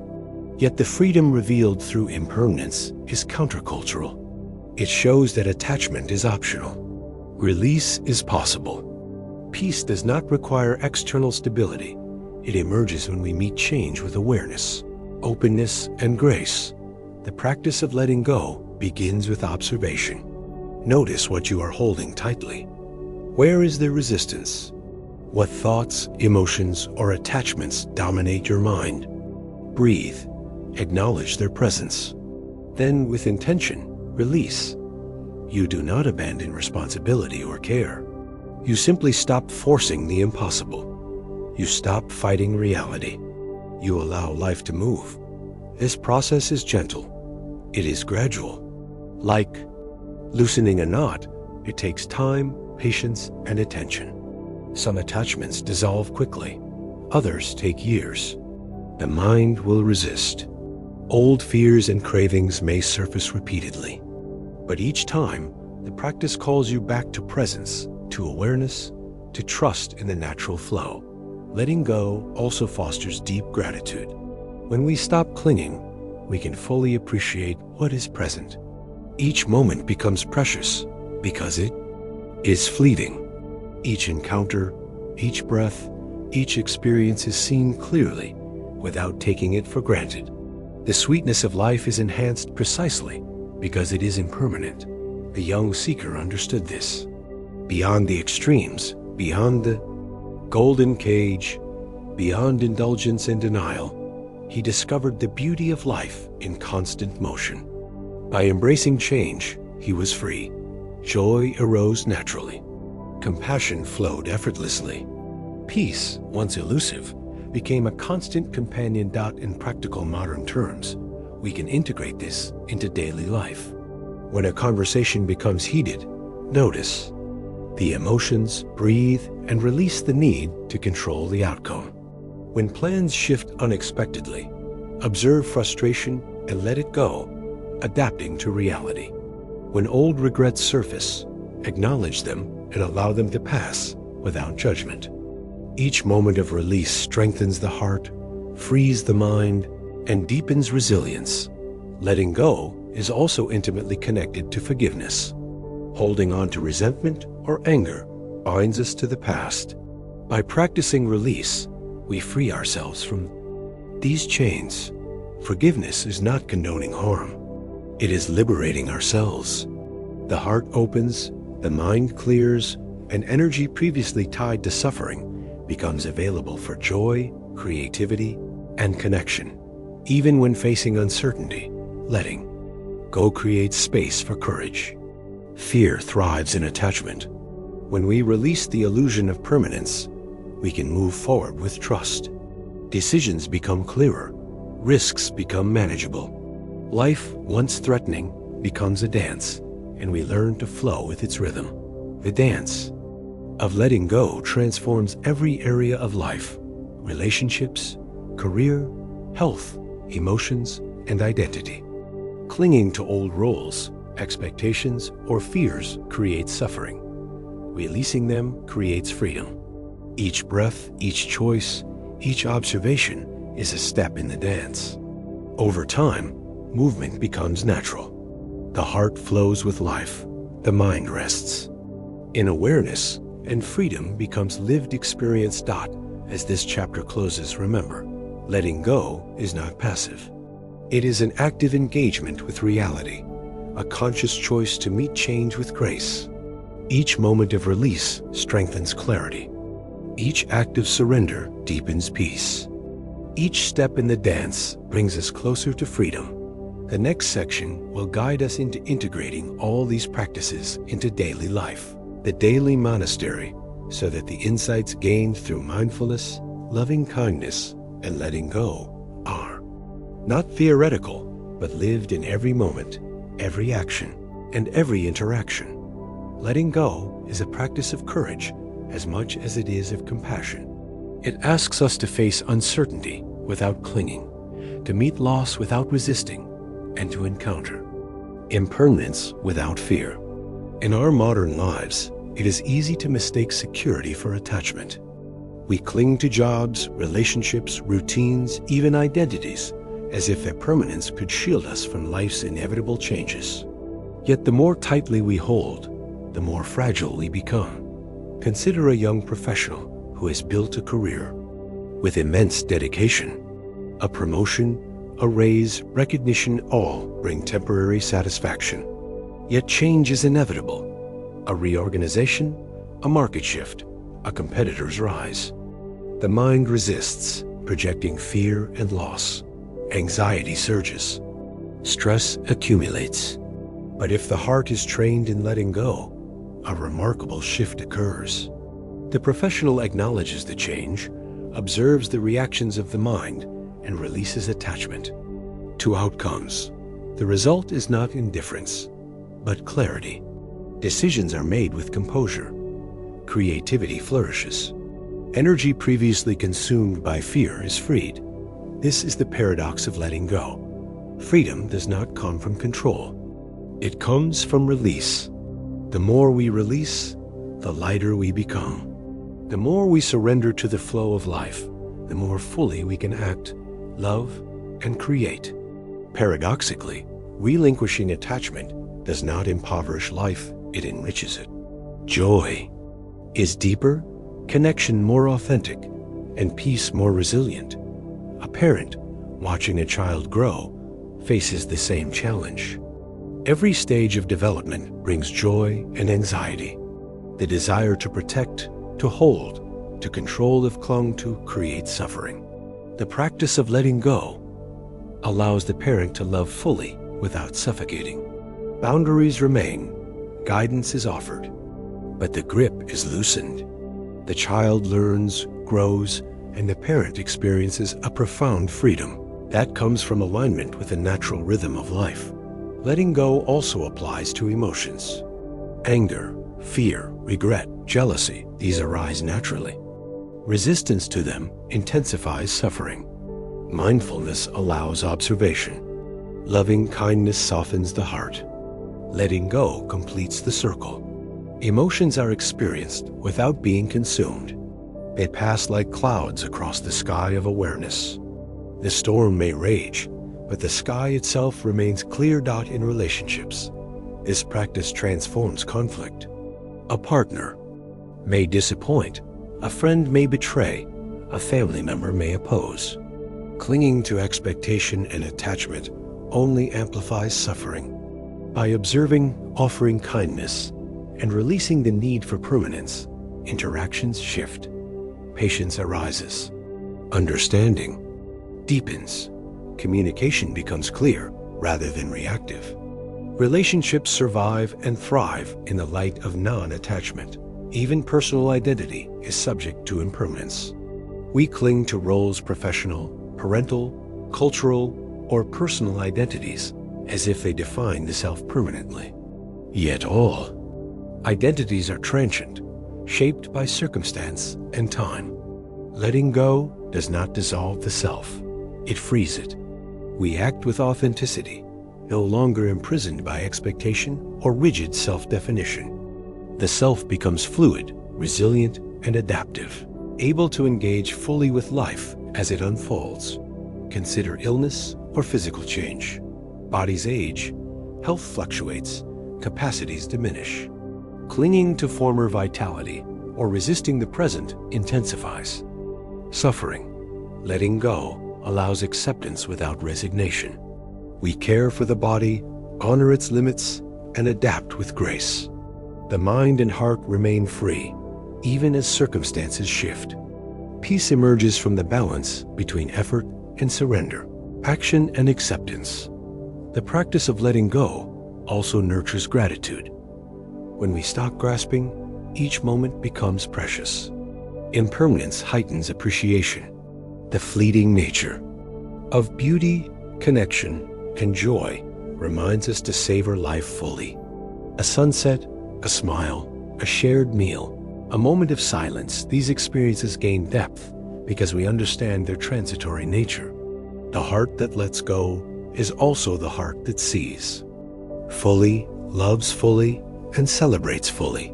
The young seeker's journey illustrates this principle. He faced extremes of indulgence and deprivation, discovered the middle way, befriended the mind, and opened the heart through loving kindness. Yet true liberation arose only when he embraced impermanence, surrendered attachment, and danced with the flow of life. Each step, Each practice, each observation built upon the previous, culminating in a profound freedom that was unshakable. Modern practitioners can follow the same path. Life is filled with change. Work shifts, relationships evolve, bodies transform, communities alter. Rather than resisting these currents, we can learn to move with them. Mindfulness provides awareness. Loving kindness provides heart-centered.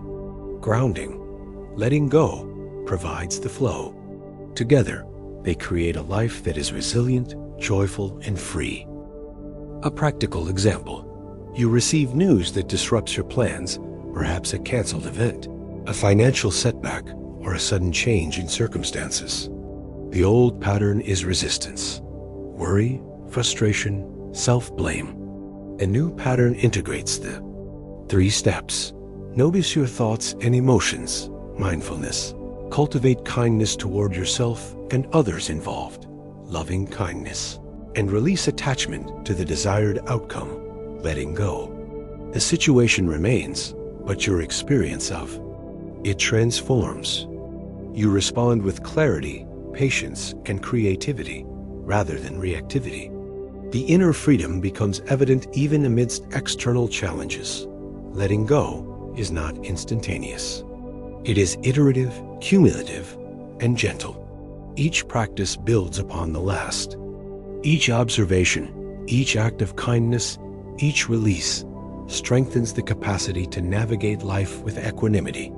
Over time, what once seemed unbearable becomes manageable. What once provoked fear and frustration becomes an opportunity for insight. And growth. The dance of letting go is also a practice of joy. Life is not only impermanent, it is fleeting, beautiful, and miraculous.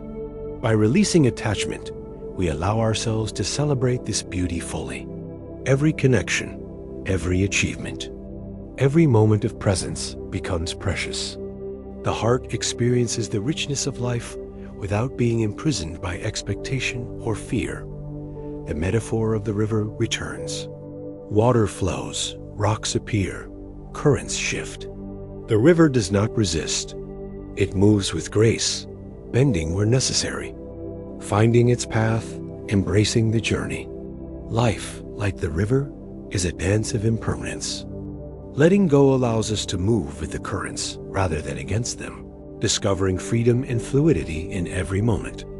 Even in the face of profound challenges, loss, illness, betrayal, the practice holds. Suffering is acknowledged, emotions are experienced, yet the grip of attachment is loosened. The heart remains open, the mind remains aware, and peace persists beneath the surface turbulence.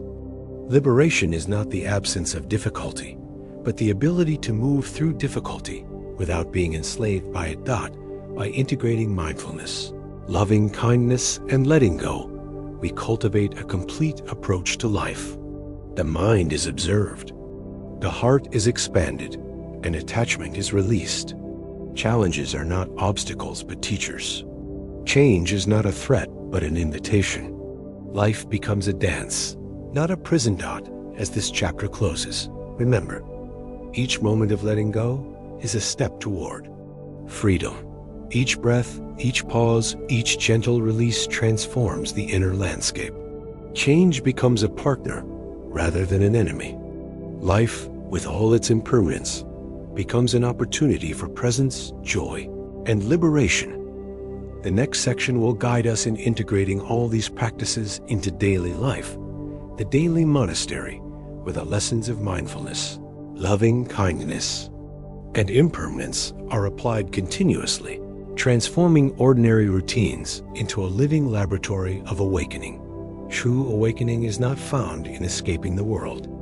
It is found in engaging with it fully, with clarity, presence, and compassion. The young seeker, after walking the middle way, befriending his mind, opening his heart, and embracing impermanence, discovered that liberation is not a distant goal. It is available in every moment of ordinary life. His monastery was not a distant cave or a mountain temple. It was his daily existence, each interaction, each breath, each choice, Imagine a teacher overwhelmed by students, grading, meetings, and endless administrative duties. At first, each task feels like a burden. Each interaction drains energy. Each day blends into the next in a blur of stress. Yet, when the teacher applies mindfulness, loving kindness, and letting go, every moment transforms. Taking 3 conscious breaths before responding to a student, noticing judgment and releasing it before giving feedback, offering patience and understanding to frustrated parents, these small practices turn the ordinary day into a sanctuary. The classroom becomes a laboratory of presence, compassion, and wisdom. The daily monastery is not about adding more tasks to a busy schedule. It is about changing the way we approach what is already present. Each interaction becomes an opportunity for practice. Each challenge is a chance to apply insight. Each moment of tension is a doorway to awareness. By seeing life itself as the monastery, we integrate wisdom into every aspect of existence. Consider the office worker navigating a hectic schedule. Emails pile up. Deadlines loom. Colleagues press for decisions. The old pattern is to react impulsively, rushing, anxious, and reactive. The new pattern, informed by daily practice, is to pause. Observe the mind. Notice the racing thoughts, the rising stress. Offer kindness to self. May I act with clarity? May I be patient? Extend kindness outward. May my colleagues be well. May our work benefit all. Release attachment to immediate outcomes. Each action becomes conscious. Each moment becomes sacred. The ordinary becomes extraordinary. This integration of wisdom is not limited to work. It permeates every domain. Parenting, relationships, social interactions, and even solitary moments. A parent, exhausted by demands, can breathe, notice irritation, and respond with patience and presence. A friend, frustrated by a misunderstanding, can pause, recognize emotional patterns, and communicate with clarity and compassion, even personal. Moments washing dishes, walking to the store, commuting can become meditative, offering opportunities for presence and awareness that the monastery of daily life emphasizes continuity. Insight is not confined to meditation cushions or retreats. The mind and heart are cultivated continuously. Each choice to pause, breathe, observe, and act with kindness reinforces the practice. Over time, these moments accumulate, transforming not only individual experience, but also the surrounding environment. The energy we bring to daily life shapes interactions, relationships, and community. A key principle of this daily practice is simplicity. Mindfulness does not require complex rituals or elaborate routines. Loving kindness is cultivated in small, consistent acts. Letting go is practiced moment by moment. The teacher does not need to meditate for hours in isolation. The parent does not need a retreat in the mountains. The professional does not need a sabbatical. The practice is embedded in the ordinary. Breathing before speaking, noticing irritation before reacting, offering a silent wish of well-being to oneself and others, releasing attachment to outcomes. The daily monastery also emphasizes observation without judgment.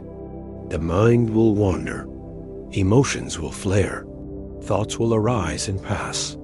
This is natural. Observing without criticism allows patterns to emerge. We see where the mind clings, where the heart resists, where suffering persists. Awareness without judgment is not passive. It is active discernment, the foundation of wisdom in daily life. Asterisk over time, the benefits are profound. Stress diminishes. Emotional reactivity softens. Decisions are clearer. Relationships improve. The ordinary becomes a living laboratory of awakening, where each moment is both a test and a practice. Joy, gratitude, and peace are not sought in the future, they emerge in the present. The integration of wisdom also supports resilience. Life is unpredictable. Challenges arise without warning. Yet the practitioner who has cultivated mindfulness, loving kindness, and letting go within the daily monastery navigates adversity with steadiness. Change no longer triggers panic. Conflict no longer provokes rage. Loss no longer produces despair. The heart and mind are anchored in awareness and compassion, ready to respond skillfully to whatever arises. Consider a manager handling a team in crisis. Deadlines are impossible. Resources are scarce. Tensions run high. The untrained mind reacts with frustration, micromanagement, and blame. The trained mind observes patterns, notices emotions, extends kindness, and lets go of attachment to control. Decisions are informed by clarity, compassion, and insight. The environment shifts, and the team responds with collaboration and creativity, rather than fear and stress. The daily monastery is also a space for deepening insight. As awareness strengthens, we begin to notice subtler patterns of mind and heart. Cravings, aversions, fears, and attachments are observed as they arise. We see their impermanent nature. We understand their causes. We release their hold. Each day becomes a classroom, each interaction a teacher, each challenge a lesson taught in practical terms. Creating a daily monastery requires intention, not perfection. Begin by identifying moments where mindfulness and compassion can be applied. Before meals, during commuting, in conversation, at work, in parenting, in solitude. Take a breath. Notice thoughts and emotions. Offer kindness to self and others. Release attachment to outcomes. Return to presence. Repeat. Over time, these small acts create a continuous flow of practice, transforming ordinary life into a sanctuary. The daily monastery also emphasizes flexibility. Life is unpredictable. Rigid routines may be impossible, yet practice can continue in any context. Mindfulness, loving kindness, and letting go are portable. They are carried in the breath, in attention, in heartfulness. Waiting in line, walking. Between meetings, responding to a message, comforting a child. Every moment is an opportunity to cultivate wisdom and presence. Integration also requires patience. Transformation does not occur overnight. The mind will resist, emotions will flare. Old habits will reassert themselves. This is natural. Each return to practice, each conscious breath, each act of kindness reinforces the path. Progress is cumulative. The heart and mind gradually shift from turbulence to calm, from reactivity to clarity, from attachment to freedom. Over time, the effects of the daily monastery extend beyond the individual. Relationships become more harmonious. Work environments become more collaborative. Communities become more compassionate. The energy of awareness and kindness spreads naturally, influencing the world around us. Practice is not isolated. It is a ripple that touches all interactions. The young seeker understood this principle. His liberation was not only personal. It transformed how he engaged with the world. Each encounter, each decision, each breath was a continuation of practice. A monastery was not a building or a retreat. It was life itself. Each day, each moment, each ordinary interaction became a sacred opportunity to embody awareness, compassion, and freedom. The daily monastery teaches us that liberation is not an event, it is a process. It is not a distant goal, it is a lived experience. Each breath, each act of kindness, each moment of release is a step toward freedom. The ordinary, once overlooked, becomes a canvas for awakening. The mundane becomes extraordinary. The everyday becomes sacred. The next section will guide us into resting in awareness itself. The uncheckable self beneath thought and emotion. The vast sky in which all experiences arise and dissolve. This practice allows the fruits of mindfulness, loving kindness, and letting go to mature fully, revealing a peace that is unchanging, profound and ever-present. The daily monastery transforms ordinary life into a sacred practice. Every routine, every task, every interaction becomes an opportunity to integrate wisdom into action. Consider morning routines: brushing teeth, making coffee, packing for work. Each can be a meditation. Each breath taken with awareness strengthens the connection between mind, heart, and body. These moments, previously overlooked, now anchor presence and clarity for the day ahead. In meetings, challenges, or stressful interactions, the daily monastery teaches pause. Before responding, the practitioner notices emotions: impatience, frustration, fear. Mindfulness creates space. Loving kindness softens the heart. Letting go releases attachment to a particular outcome. The response becomes thoughtful rather than reactive, compassionate rather than defensive. This is not only effective but liberating. The integration extends to relationships. Conversations with family, friends, or colleagues become laboratories for practice. Listening fully without judgment, speaking with care, and releasing the need to control or win transforms communication. The daily monastery reminds us that every interaction is a chance to embody awareness, compassion, and equanimity. Consider parenting, where constant demands and unpredictability can overwhelm. Applying the principles of the daily monastery, a parent observes emotional reactions, offers kindness to self and child, and lets go of expectations. The child is supported, and the parent experiences a sense of presence and freedom. Over time, this practice fosters patience, understanding, and deeper connection. In the realm of work, the daily monastery offers a shift from performance-driven stress to mindful engagement. Tasks are approached with focus and intention. Deadlines and pressures are met with presence rather than anxiety. Challenges are opportunities for clarity and creativity. The energy previously consumed by worry and attachment is now available for productive action. The daily monastery also transforms solitude. Moments alone commuting, waiting, walking, sitting become opportunities for reflection and cultivation. Observing the mind without judgment, extending kindness to oneself, and practicing release cultivate inner freedom. Over time, solitude becomes a sanctuary rather than a source of loneliness or restlessness. The principles of mindfulness, loving kindness, and letting go are interdependent. Mindfulness provides awareness of thought, emotion, and sensation. Loving kindness softens the heart, expanding compassion to self and others. Letting go frees the mind from clinging and resistance.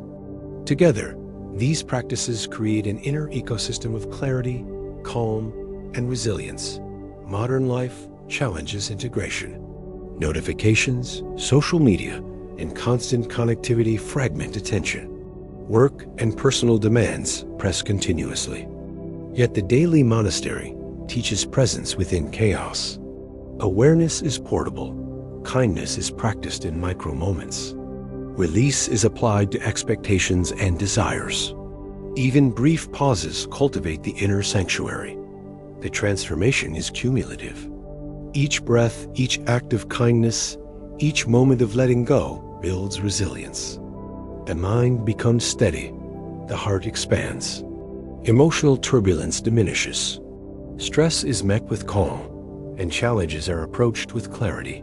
Over time, ordinary moments become expressions of awakening. Consider a scenario at work. A disagreement arises. The untrained mind reacts with frustration and judgment. The trained mind pauses. Awareness notes the emotional reactions. Kindness tempers the heart. Attachment to a specific outcome is released. The response becomes measured, clear, and compassionate. The situation may still be challenging, but the experience of it is transformed. Even repetitive or mundane tasks, like household chores or commuting, offer opportunities for practice. Awareness of movement, breath, and sensation transforms routine into meditation. Kindness toward self and others softens habitual stress responses. Letting go of perfection or control transforms labor into presence. The ordinary becomes extraordinary. Daily monastery emphasizes consistency over intensity. Even brief, repeated practices, pausing, breathing, noticing, wishing well, accumulate into profound transformation. The mind and heart gradually shift from reactivity to awareness, from grasping to openness, from restlessness to peace. Integration also involves flexibility. Life is unpredictable. Schedules shift. Responsibilities fluctuate. Yet the principles of the daily monastery can be applied in any context. The practices are portable. A breath in traffic, a pause in conversation, a silent wish for well-being during stress. Each moment is an opportunity to cultivate freedom and presence. This approach nurtures long-term resilience. Challenges, loss, illness, failure, conflict remain inevitable. Yet the practitioner of the daily monastery navigates them with steadiness. Emotional turbulence is softened. Decision-making becomes clearer. Relationships remain grounded. The inner life remains anchored, even amidst external chaos.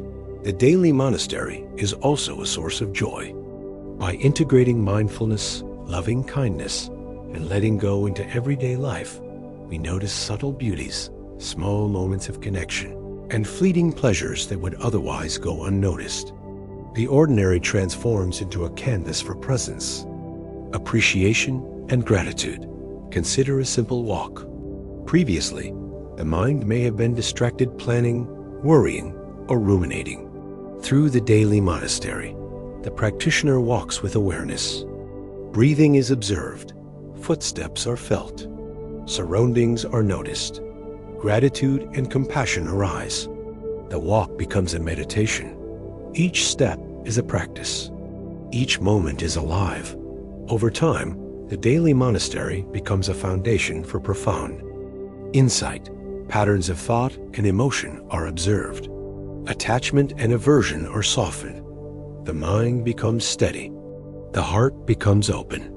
Wisdom arises naturally in the context of daily life. Insight is not confined to meditation cushions, but expressed in every interaction. Decision and task. The young seeker's journey illustrates the power of integration.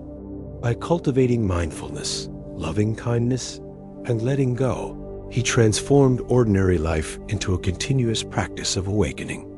His monastery was not a place, but a living process. Each moment, each challenge, each interaction was both practice and realization. Modern practitioners can follow the same path. By approaching life as a daily monastery, every moment becomes an opportunity to cultivate awareness, compassion, and freedom. Work, family, relationships, chores, commutes all become laboratories for practice. Over time, the benefits accumulate: clarity, joy, resilience, and liberation. The daily monastery also prepares the practitioner for the next stage, resting in awareness itself. Beneath thoughts, emotions, and sensations lies a stable, spacious consciousness. Awareness, like the sky, remains untouched by passing clouds of experience. Mindfulness, loving kindness, and letting go create the conditions for this rest. A profound, unshakable peace available in every moment. As this chapter closes, remember, life itself is your monastery. Every breath, every interaction, every choice is a step on the path. Practice consistently. Observe without judgment. Offer kindness. Release attachment. Transformation unfolds quietly, steadily, and profoundly. The ordinary becomes sacred. The mundane becomes a laboratory for awakening. The present moment becomes a doorway to freedom. The next section will guide us into resting in awareness, the unshakable self beneath thoughts and emotions, where the fruits of all previous practices can mature fully, revealing the enduring, spacious, and ever-present peace that lies at the heart of our being. Beneath thoughts, emotions, and sensations lies a vast, unshakable presence. This is awareness itself, the ground of being, the sky in which all experiences arise and dissolve. The young seeker discovered that no matter what arose in life loss, joy, pain, pleasure, change, this awareness remained untouched. It was steady, expansive, and unchanging. This is the unshakable self. Imagine sitting quietly in the morning, the world still dark and silent. You notice the body, the breath, the mind. Thoughts arise, as they always do. Emotions stir, sensations ripple. And yet, behind these waves, there is space open, clear, unobstructed. This is awareness. The storm passes, but the sky remains. The waves crash, but the ocean is deep and still. Resting here is resting in the unshakable self. Modern life constantly pulls attention outward. Notifications, tasks, responsibilities, social pressures, they demand engagement, reaction, and effort. The mind is stretched thin, like a canvas painted over and over until the original surface is lost. Yet awareness is the untouched canvas beneath. It does not resist, it does not compete, it simply is. Recognizing this allows the heart and mind to relax. Presence becomes natural. Peace becomes accessible. To rest in awareness does not require escaping life. It does not require becoming passive or withdrawing. In fact, it requires full engagement. Awareness allows you to meet life fully, without being swept away by emotion or thought. It is not a blank void. It is a vast space from which wisdom, compassion, and freedom naturally arise. Consider the modern professional facing a crisis. A project fails. A colleague betrays trust. Deadlines loom. The mind may spiral with worry, fear, and blame. Resting in awareness does not deny these challenges. Instead, it provides a stable base from which to respond. The mind notices thoughts and emotions as they arise. The heart allows them space. The practitioner acts with clarity, not reactivity. The storm is experienced fully, yet it no longer dominates. Awareness also reveals impermanence in a new way. Thoughts, emotions, and sensations arise and dissolve like clouds. Experiences come and go. This understanding, integrated with mindfulness, loving kindness, and letting go, deepens freedom. The practitioner realizes that clinging is optional. The mind and heart can meet life without grasping, resisting, or rejecting. A parent dealing with a teenager's rebellion can apply this insight. Emotions arise: anger, fear, frustration, but beneath them is the steady awareness of the parent. The awareness observes the waves without being swept away. The parent responds not from reaction, but from clarity and compassion. The challenge is real, but the experience of it is transformed. Resting in awareness also softens self-criticism. The mind often judges. I should be better. I should feel differently. I should control this. Awareness allows these thoughts to arise without attachment. They are observed, acknowledged, and released. The self is not defined by passing thoughts or emotions. The inner ground remains steady, spacious, and unshakable. This practice is not limited to quiet meditation. Awareness can be carried into daily life. Walking, cooking, working, speaking every moment offers a chance to notice the mind and rest in its spacious ground. Traffic, arguments, deadlines, disappointments, they still occur, but their power to disturb diminishes. Awareness acts as an anchor, allowing presence, clarity, and compassion to emerge naturally. Consider emotions like waves on the ocean. Anger, fear, sadness, and joy rise and fall. Resting in awareness does not stop the waves. It allows them to move freely without being trapped or controlled. The sky of awareness remains vast, unaffected by the storm on the surface. Over time, this perspective transforms experience. Emotional turbulence is softened, suffering is reduced, and clarity naturally arises. Resting in awareness also strengthens. Resilience. Life is unpredictable, and challenges arise continuously. By recognizing awareness as the unshakable self, we cultivate an internal stability that cannot be taken away by circumstances. Loss, disappointment, and change are still felt, but they do not destabilize the heart and mind. Freedom emerges from understanding the constancy of awareness beneath life's fluctuations. A modern example: a professional receives harsh criticism from a superior. Initially, the mind reacts with defensiveness and fear. Thoughts race, emotions flare. By resting in awareness, the practitioner notices these reactions without identifying with them. The mind becomes a witness. The heart remains calm. Responses are chosen with clarity rather than impulsivity. The situation remains challenging, but the inner experience transforms. Awareness is also the source of insight. Observing thoughts, emotions, and sensations reveals patterns. The mind recognizes habitual responses, cravings, and attachments. Awareness allows these patterns to be seen without judgment, opening the door for conscious change. The practitioner sees suffering at its roots and learns to release it, moment by moment. This rest in awareness is not empty. It is full of potential. From this spacious ground, wisdom arises naturally.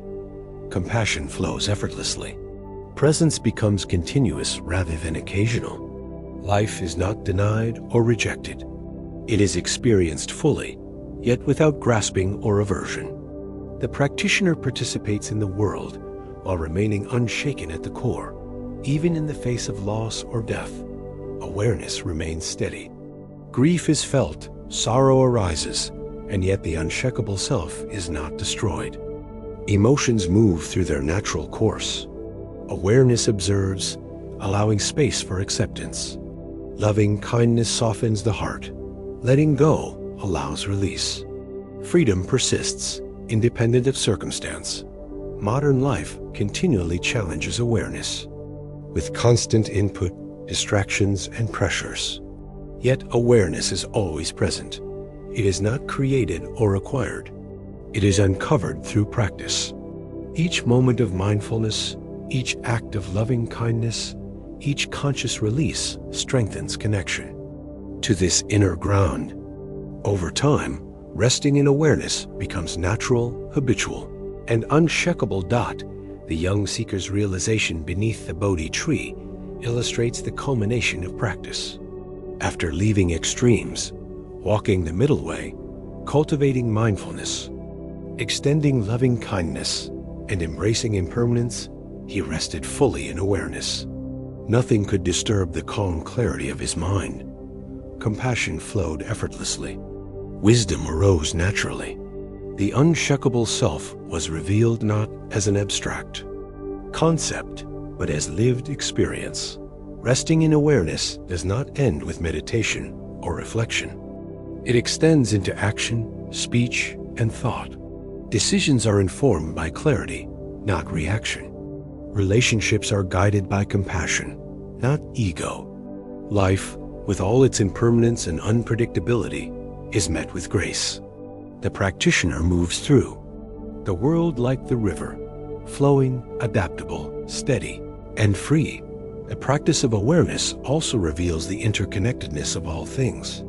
Thoughts, emotions, and actions are not isolated. They ripple outward, influencing the world. By resting in awareness, the practitioner cultivates skillful action, benefiting self and others. The unshakable self is not separate from the world. It engages fully, wisely, and compassionately. Each breath, each moment, each conscious act becomes a continuation of the monastery of daily life. Awareness is the foundation, loving kindness the bridge, letting go the current that carries us forward. Together, they create a life that is free, resilient, and deeply fulfilling. The next section will guide us toward the final integration, the conclusion of the journey, where all the practices coalesce into a lived, embodied freedom. This will bring closure to the story while offering hope, inspiration, and actionable guidance for living fully awakened in the modern world. As we rest in awareness, we begin to see the depth of our own mind and heart. Thoughts arise, emotions appear, sensations flow, but the awareness beneath remains untouched. This is the foundation of stability, clarity, and freedom. Unlike the chaos of external circumstances, awareness is constant. It is the ground that does not move, even as waves rise and fall above it. The modern practitioner may struggle to access this awareness amidst the noise of daily life. Responsibilities, deadlines, obligations, and distractions pull attention outward. Social media, news, and technology fragment the mind. Yet awareness is always present, waiting to be recognized. Each pause, each breath, each moment of mindful attention reveals it. Awareness does not have to be found in silence alone. It is accessible in the midst of life, in movement, in interaction, in thought, and in an emotion. Resting in awareness transforms perception. The mind no longer identifies completely with thoughts, fears, or desires. Emotions are experienced fully, yet they do not dominate. Situations are observed without immediate reaction. Patterns of craving, attachment, and resistance become visible, and the practitioner can respond with clarity rather than reflex. Imagine a professional confronted with a sudden workplace crisis. Deadlines are impossible, colleagues are frustrated, and pressure mounts. In the old pattern, panic and stress dominate. In the pattern of awareness, the mind observes the rising thoughts. I am overwhelmed. I cannot handle this. This is unfair. The heart recognizes the accompanying emotions: fear, frustration, and tension. Awareness allows space around these reactions. The practitioner breathes, notices, and responds with clarity, choosing action over reaction, compassion over blame, and wisdom over impulse. The situation remains complex, but the inner experience is transformed. Awareness also cultivates freedom from habitual patterns. The mind often repeats cycles of worry, regret, or craving. Awareness allows us to notice these cycles as they arise, rather than being swept along by them. Observing the patterns creates choice. Instead of reacting unconsciously, we respond intentionally. Over time, old habits weaken and new patterns of clarity, calm, and presence take root. In personal relationships, awareness provides a steady foundation for compassionate interaction. Arguments, misunderstandings, and conflict still occur. Yet, the practitioner, grounded in awareness, observes emotions and thoughts without being controlled by them. Responses are guided by insight and care rather than reactivity. Communication becomes clearer, relationships deepen, and emotional turbulence diminishes. Even grief and loss are approached differently. When a loved one passes, awareness does not erase pain. It does not make the sorrow disappear, but it allows the heart to experience the grief fully without being consumed by it. Emotions move through their natural course. The mind observes without clinging. The practitioner rests in the spaciousness beneath, recognizing that awareness itself is unaffected. Through this practice, suffering is softened, and the heart remains open and resilient. Resting in awareness also deepens the practice of loving kindness. From this unshakable ground, the heart can extend goodwill without distraction or depletion. Compassion arises naturally, spontaneously, and without effort. By stabilizing the mind, awareness strengthens the capacity for empathy, patience, and understanding. The practitioner moves through the world with both freedom and care, responding skillfully to life's challenges. Daily practice of resting in awareness transforms ordinary routines into opportunities for insight. Walking, commuting, cooking, or working each moment can be a meditation. Noticing thoughts and emotions, offering kindness, and releasing attachment becomes second nature. The mundane becomes sacred. Ordinary life becomes the canvas on which awareness and compassion are continuously expressed. Consider a parent navigating the challenges of raising children. Emotional reactions arise constantly: frustration, impatience, worry, fear. Awareness provides a steady base. Emotions are observed, understood, and allowed to flow. Loving kindness softens the heart. Letting go releases attachment to how things should be. Each interaction becomes an opportunity for presence, understanding, and connection. The home becomes a living monastery where awareness and compassion shape every moment. In the professional realm, awareness transforms engagement. Deadlines, competition, and responsibilities remain, but the mind is no longer enslaved by fear or attachment. Decisions are informed by clarity, not impulse. Interactions are guided by empathy and understanding rather than defensiveness or reactivity.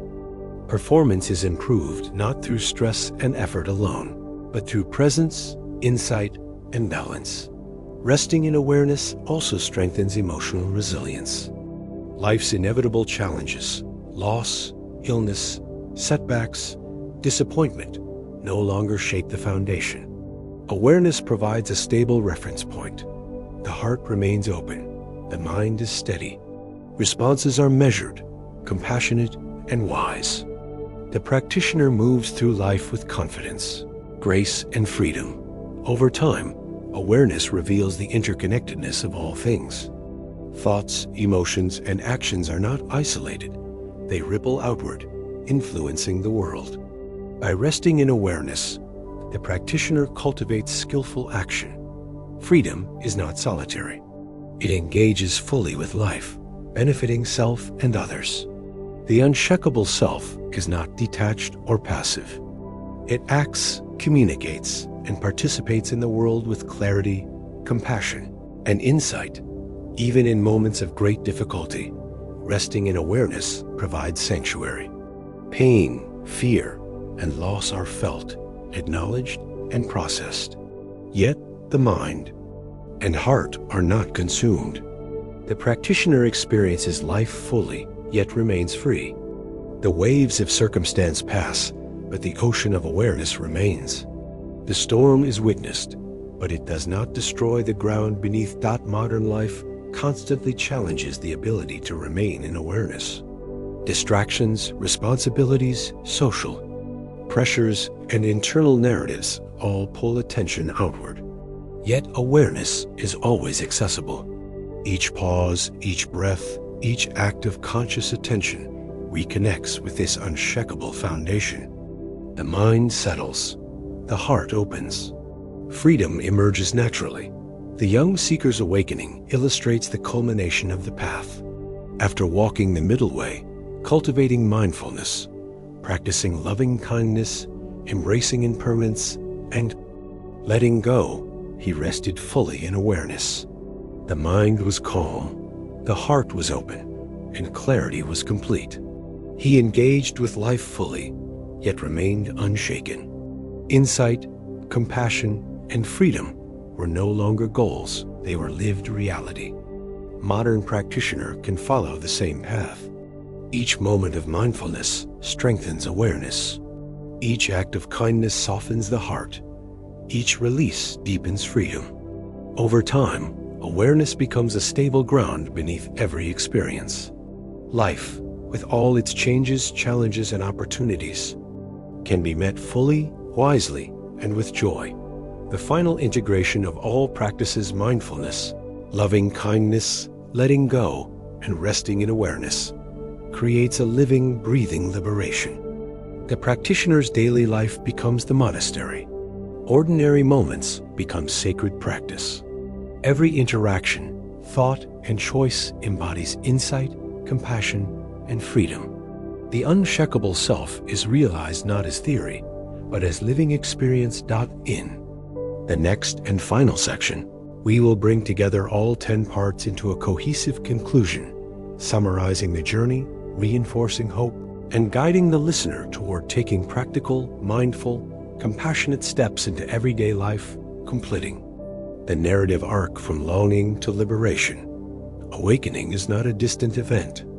It is not a reward earned after years of struggle. True liberation unfolds in the midst of ordinary life. The young seeker, after walking the middle way, befriending his mind, cultivating an open heart, embracing impermanence, and resting in awareness, discovered that freedom is not something to chase. It is something to live moment by moment. In modern life, liberation often seems elusive. We chase achievement, comfort, status, or distraction, hoping that one day we will feel at peace. Yet the truth is always the same. Peace is not somewhere in the future. It is available now, in each breath, in each choice, in every interaction. The daily monastery, the practices of mindfulness, loving kindness, letting go, and awareness, is how this freedom is cultivated. Consider a professional overwhelmed by deadlines, meetings, and responsibilities. The pressure is intense. The mind races. Emotions flare. In the past, this stress might have defined the day. Yet with the practices integrated, each moment becomes an opportunity to awaken. Breathing mindfully, offering kindness to oneself and others, releasing attachment to specific outcomes, and resting in awareness transforms the experience. The work remains challenging, but the inner landscape is free. The professional acts with clarity, patience, and presence. Liberation is not in changing the external world. It is in changing the way we experience it. The same principle applies to relationships. Family, friends, colleagues, or strangers, they all test the mind and heart. Conflicts, misunderstandings, and disappointments arise. Attachment, craving, and judgment often intensify these challenges. Yet when awareness is present, the heart is open, and letting go is practiced. Interactions become opportunities for wisdom and compassion. Arguments are approached with understanding. Frustration is met with patience, and connections deepen. Freedom arises within engagement, not withdrawal. Living liberation also transforms how we approach ourselves. Self-criticism, doubt, regret, and anxiety are common human experiences. The unshakable self, the awareness beneath thoughts and emotions, remains constant. Observing these patterns without judgment, responding with compassion, and releasing attachment to self-image or outcomes transforms internal experience. The mind no longer enslaves the heart. Freedom is cultivated from the inside out, even ordinary. Tasks, cooking, cleaning, commuting, walking become practice. Each movement can be observed. Each breath can anchor attention. Each interaction can embody kindness. By approaching daily life as a living monastery, the practitioner transforms the mundane into sacred opportunity. Liberation is not removed from life. It is woven into every moment. Consider a parent managing the chaos of raising children. Each day presents challenges, unexpected events, and emotional turbulence. Practicing mindfulness allows the parent to notice reactions without being consumed. Loving kindness softens the heart toward self and child. Letting go releases attachment to perfect outcomes. Awareness provides a steady foundation. The parent navigates the day with presence, patience, and clarity. Liberation is embodied in every decision, every response, every breath. Work and career also become avenues for practice. Deadlines, difficult colleagues, and unexpected problems remain, but the approach changes.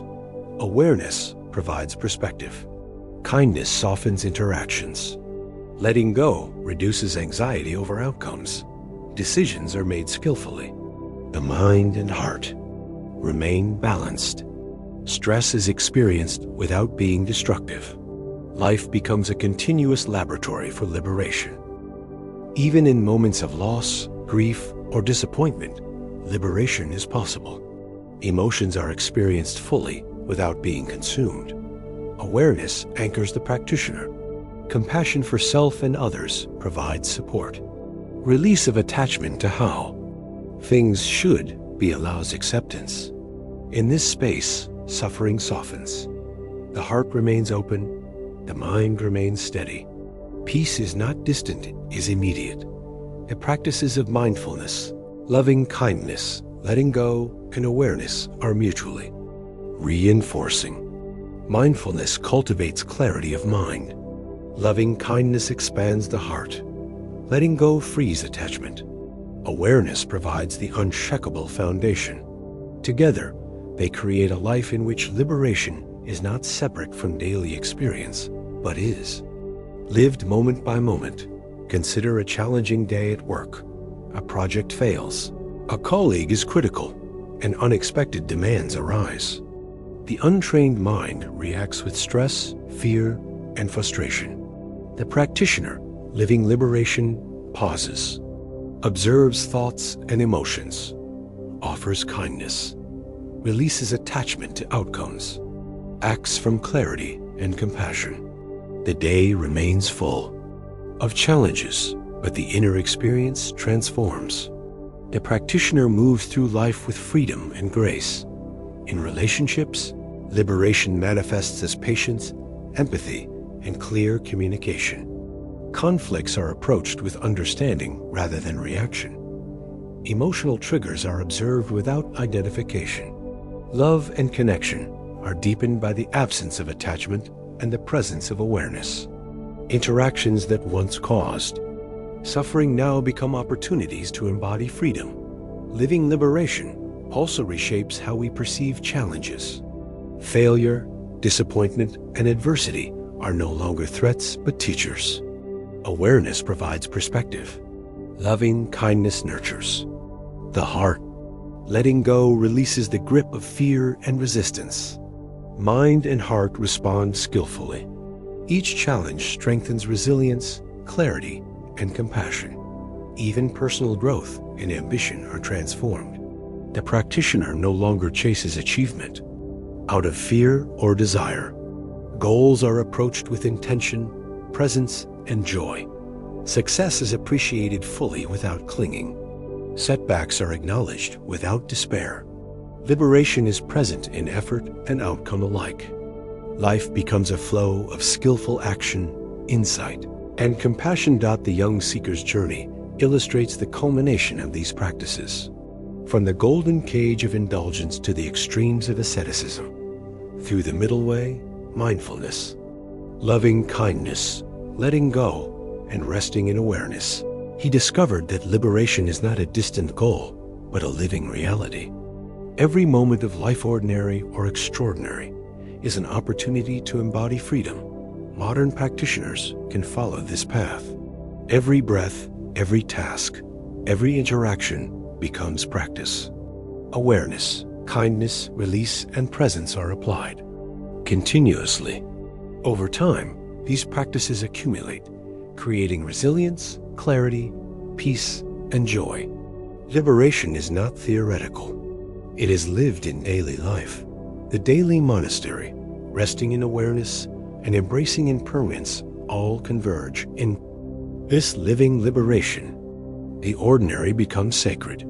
Challenges become teachers. Life, in its full range of experiences, becomes the practice itself. The practitioner moves through the world with freedom, compassion, and insight. The final step is integration.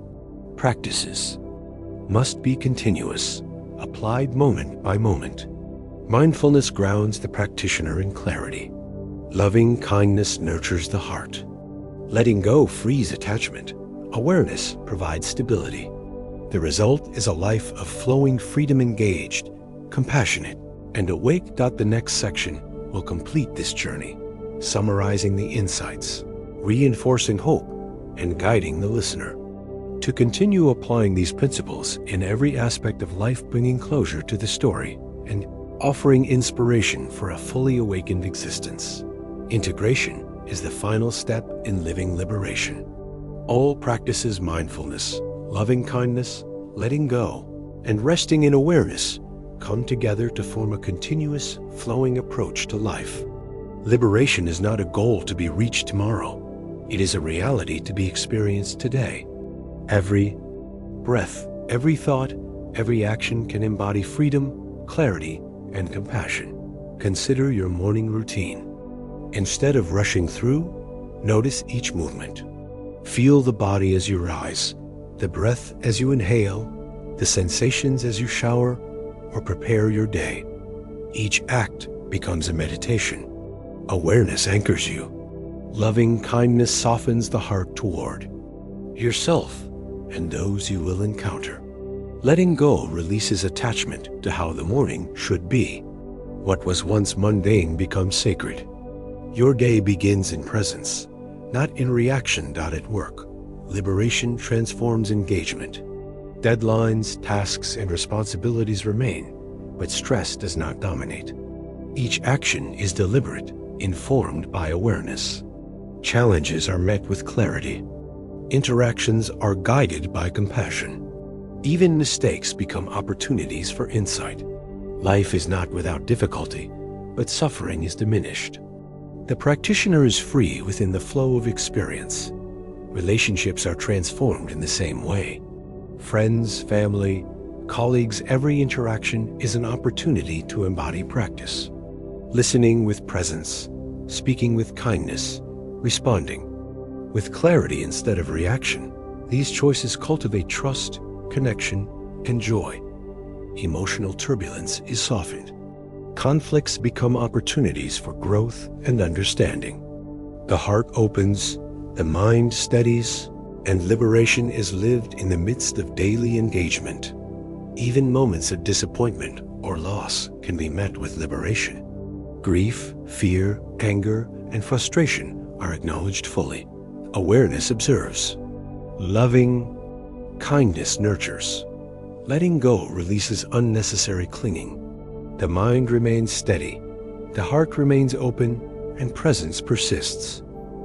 Pain is experienced, but it does not dominate. Freedom arises not from external change, but from inner alignment. Daily, life becomes a continuous monastery. Mindfulness anchors attention. Loving kindness softens reactions. Letting go frees attachment.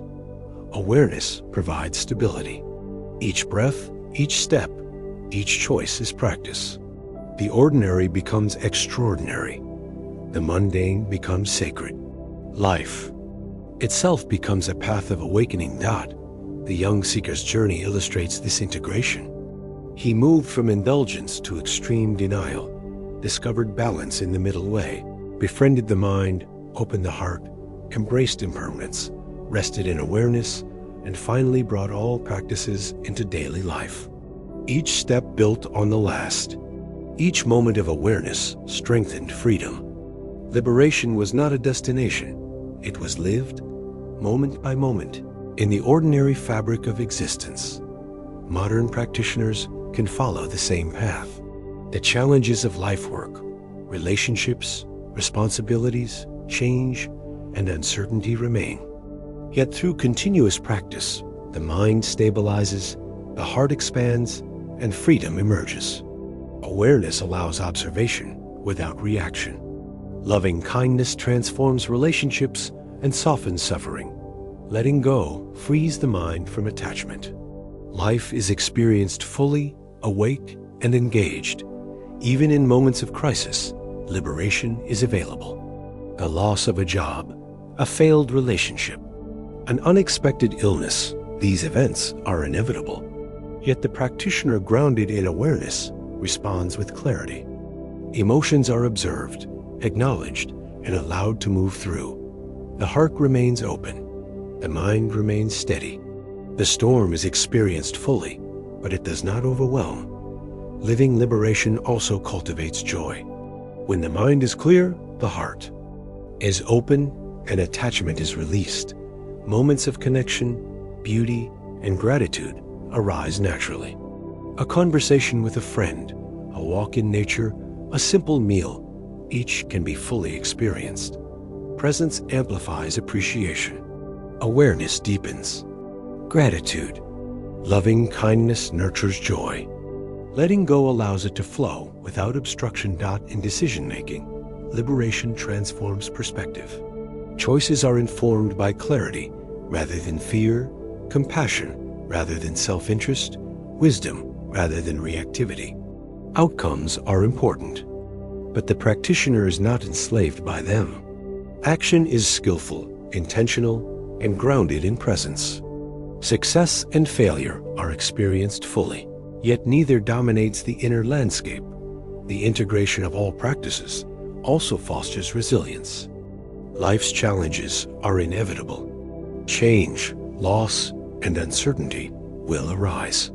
Yet the practitioner's mind and heart remain steady. Awareness is the anchor. Loving kindness provides warmth and compassion. Letting go removes unnecessary grasping. Difficulties are faced fully, yet they do not destroy inner freedom. Each challenge becomes a teacher, each difficulty an opportunity for growth. Liberation is not a solitary experience. It naturally radiates outward. Presence, clarity, and compassion influence relationships, communities, and environments. Actions, grounded in awareness, are skillful and beneficial. Speech guided by kindness fosters understanding. Decisions informed by clarity create harmony. The freedom cultivated within the self touches the world in tangible ways. Asterisk. Consider a workplace where one individual practices liberation. Decisions are deliberate. Communication is clear and kind. Conflicts are approached with patience and understanding. Others notice the change. Tensions soften. Cooperation increases. The environment itself becomes more harmonious. Freedom, though cultivated individually, ripples outward, transforming the collective space. Even amidst societal pressures, liberation is accessible. Modern life constantly challenges the mind and heart.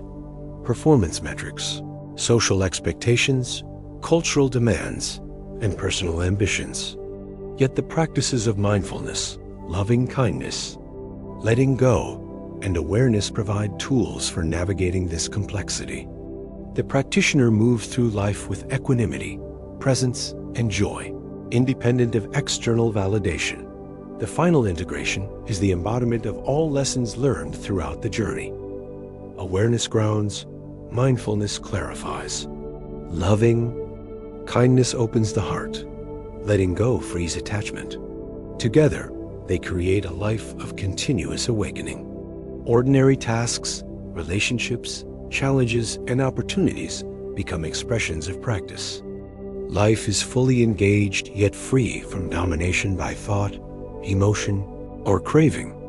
The young seeker's path teaches us that liberation is not reserved for monks, sages, or those in retreat. It is available to anyone willing to practice. Every moment is an opportunity.